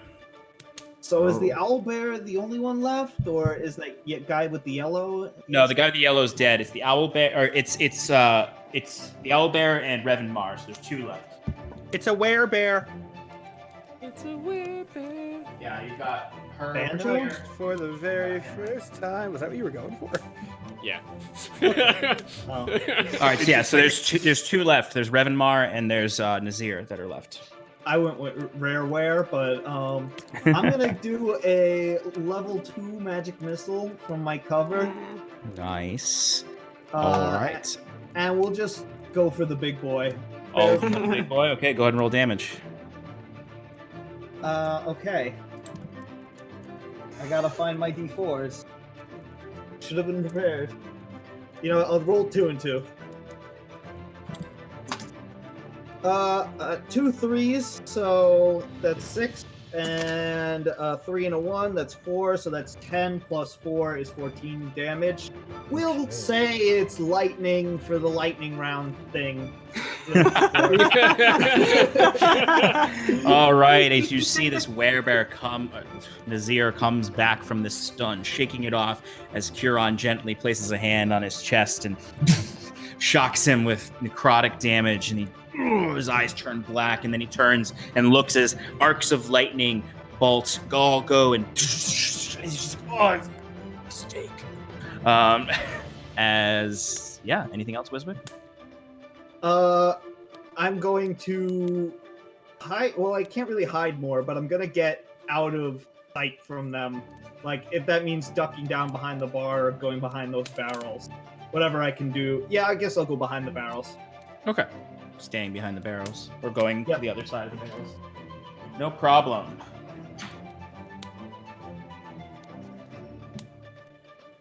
All right. It is their turn now. You see as Nazir starts, his form is struggling. He's struggling to maintain his form, and he's covered in his own blood and singed fur. It smells like burnt hair all over this place. Shannon, roll the fire damage for the start of his turn. He looks 7. to... Nice. Cool. He looks to Revan Mar, and she looks to him, and he is going to disengage and run. As you see him barreling towards the back door, and Revan Mar follows Q. He can't fit through that. They both We disengage. blasted a hole. Well, we didn't blast a hole. The in back it. door? Oh. I thought it was at the front door. Sean, Yeah. Timberwood, so I'm going to blood mark. Sentinel. Blood mark him. Nice. Okay. Blood marked. I'm thinking of your other character, Sentinel. Yeah. No, not yet. Not yet. Which, yeah, I guess you technically wouldn't be able to use it because he's Right. disengaging. But blood marked. Good to know. So it's certainly difficult for him, but he's trying to squeeze through the back door. You know what? No, I'll let him go. He'll go out the front because he can't fit through the back. You could definitely tear the door down, but it would be better for him to run to the front.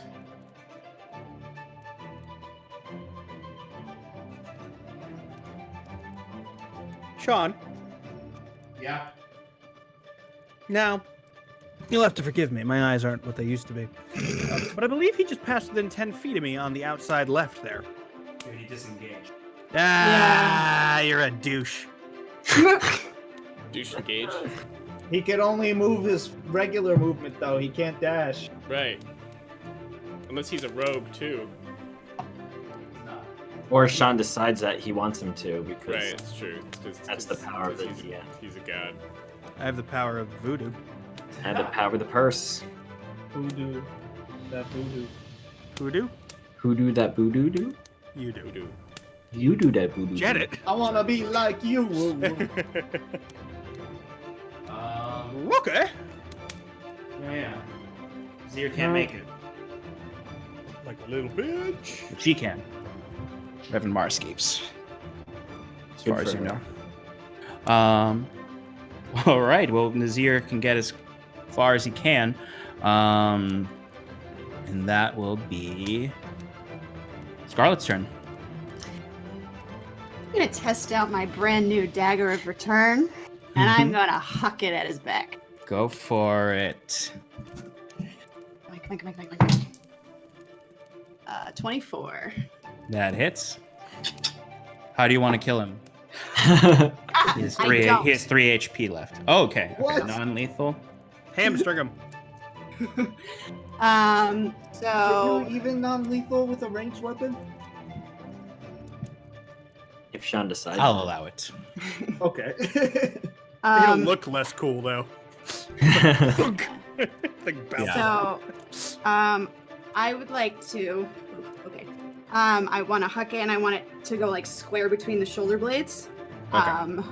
And then, as I walk up to him, I have a line I want to say, but I don't know if you have anything you want to do No. for that. This Cool. is your kill. I mean, he's Okay. falling unconscious as you approach him. Okay. So I'm gonna walk up to him, and I'm going to, if he's not on his back already, first I'm going to recall the dagger into my hand. Yeah, he's definitely, as you recall the dagger, his hulking form drops to the ground on his side as he starts to slowly fade back to his humanoid form. Mm-hmm. So then I want to walk forward, and having the dagger in my hand, I'm going to stand over him, and I'm just going to say, I told you we weren't ones to be trifled with, and then I'm going to slit his throat. Oh, so you are going to kill him. Okay. I just wanted to get a line in first. Okay.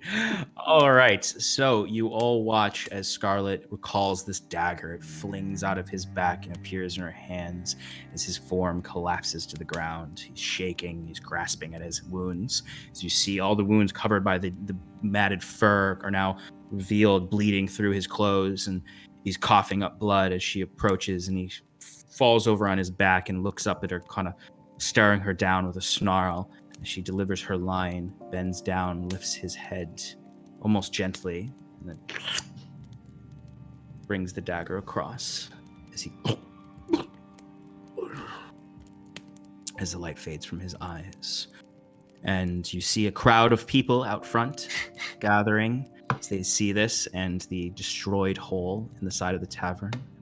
The back door opens, swinging open, as you see Mr. Ma coming out and just sort of... My Devin. It's just the front. There's barely any structural damage, mostly just the facade. But you're free of the whole crime thing, so that's good. Wiswick's head is bleeding, and he just slowly takes out his wallet and sniffles as he starts pulling out some gold coins.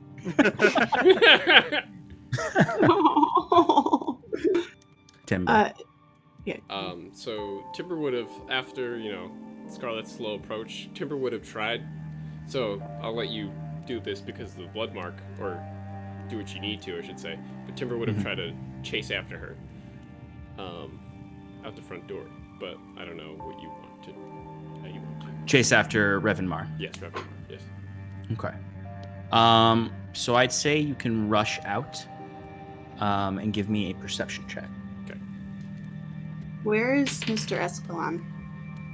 He is... Oh, he's still unconscious. Yeah, there's fine. Yeah. You see the young boy kind of standing over him, kind of he's kind of crawled up against the wall, back, just sort of like, as Escalon is just sort of sitting there, breathing, struggling to breathe, but alive on the ground. I want to talk to him next, but we'll get there. Yeah, he's unconscious for now. I think 17 we should Sean. leave.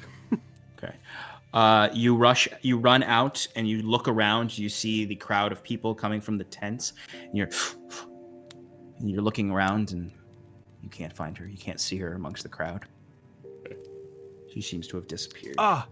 I should have flipped him a coin and said sorry for the mess and left. Fuck. Oh, it would have been so good. But you all stand in the ruined front of the tavern above the corpse of Dirk and Nazir, with the body of unconscious Escalon there for you to question in the future. but Revanmar has escaped to whatever end. As it is now deep into the night, strong breeze from outside as you see the people around. You see Maul kind of steps up to you, just sort of unflinching and not speaking, just looking at the gaping hole in his tavern. And that's where we'll end tonight. Well done. Oh, Very that was well so done. good. Okay. Thank you, everyone who Awesome. stuck around with us. I loved seeing us staying in that high range of the 40s. Super cool. Thank Man, you. holy crap. They maxed out a level 5 hype train before you were done with the recap. Nice. Which is amazing. I mean, You guys it's are just amazing. Recaps take 25 minutes, but They Right. did they did take Right. long. They did, yeah. There's a lot of drama. All right, you guys can find a new DM. All right, thank you welcome everyone to for the world of Aradun. Yeah, welcome. You four adventurers. You know what? Some people You know what? join You're without dying. watching previous episodes. You're not wrong, Sean. I'm just Yeah, making yeah. fun of you because I hate you. It's all right, Cal. Why? Next time, Cal. Why? Next time you duel someone. Yeah, yeah. Sean, I feel like you gave me too much today. Yeah. So like I need to like remind you that I'm terrible. Never mind. Let's Yep, don't worry. We're gonna get Don't into worry. a therapy session. It's gonna be a whole thing. Well, Don't worry. Well, yeah, we'll do player DM therapy. Like actually just real therapy. It's got nothing to do with me. Yeah, right. It just turns into us talking about our You know, I feelings. feel like I about really our- just my our- father and I didn't love each other. But we like, shut up. As the therapist is like, wasn't this about D&D? No. All right, folks. Thanks for sticking around to 10 o'clock. We love you all. Have a great evening. Thanks, everybody. Thanks for joining us in Paris. We hope you're all going to show up again next week. Continue this hype train.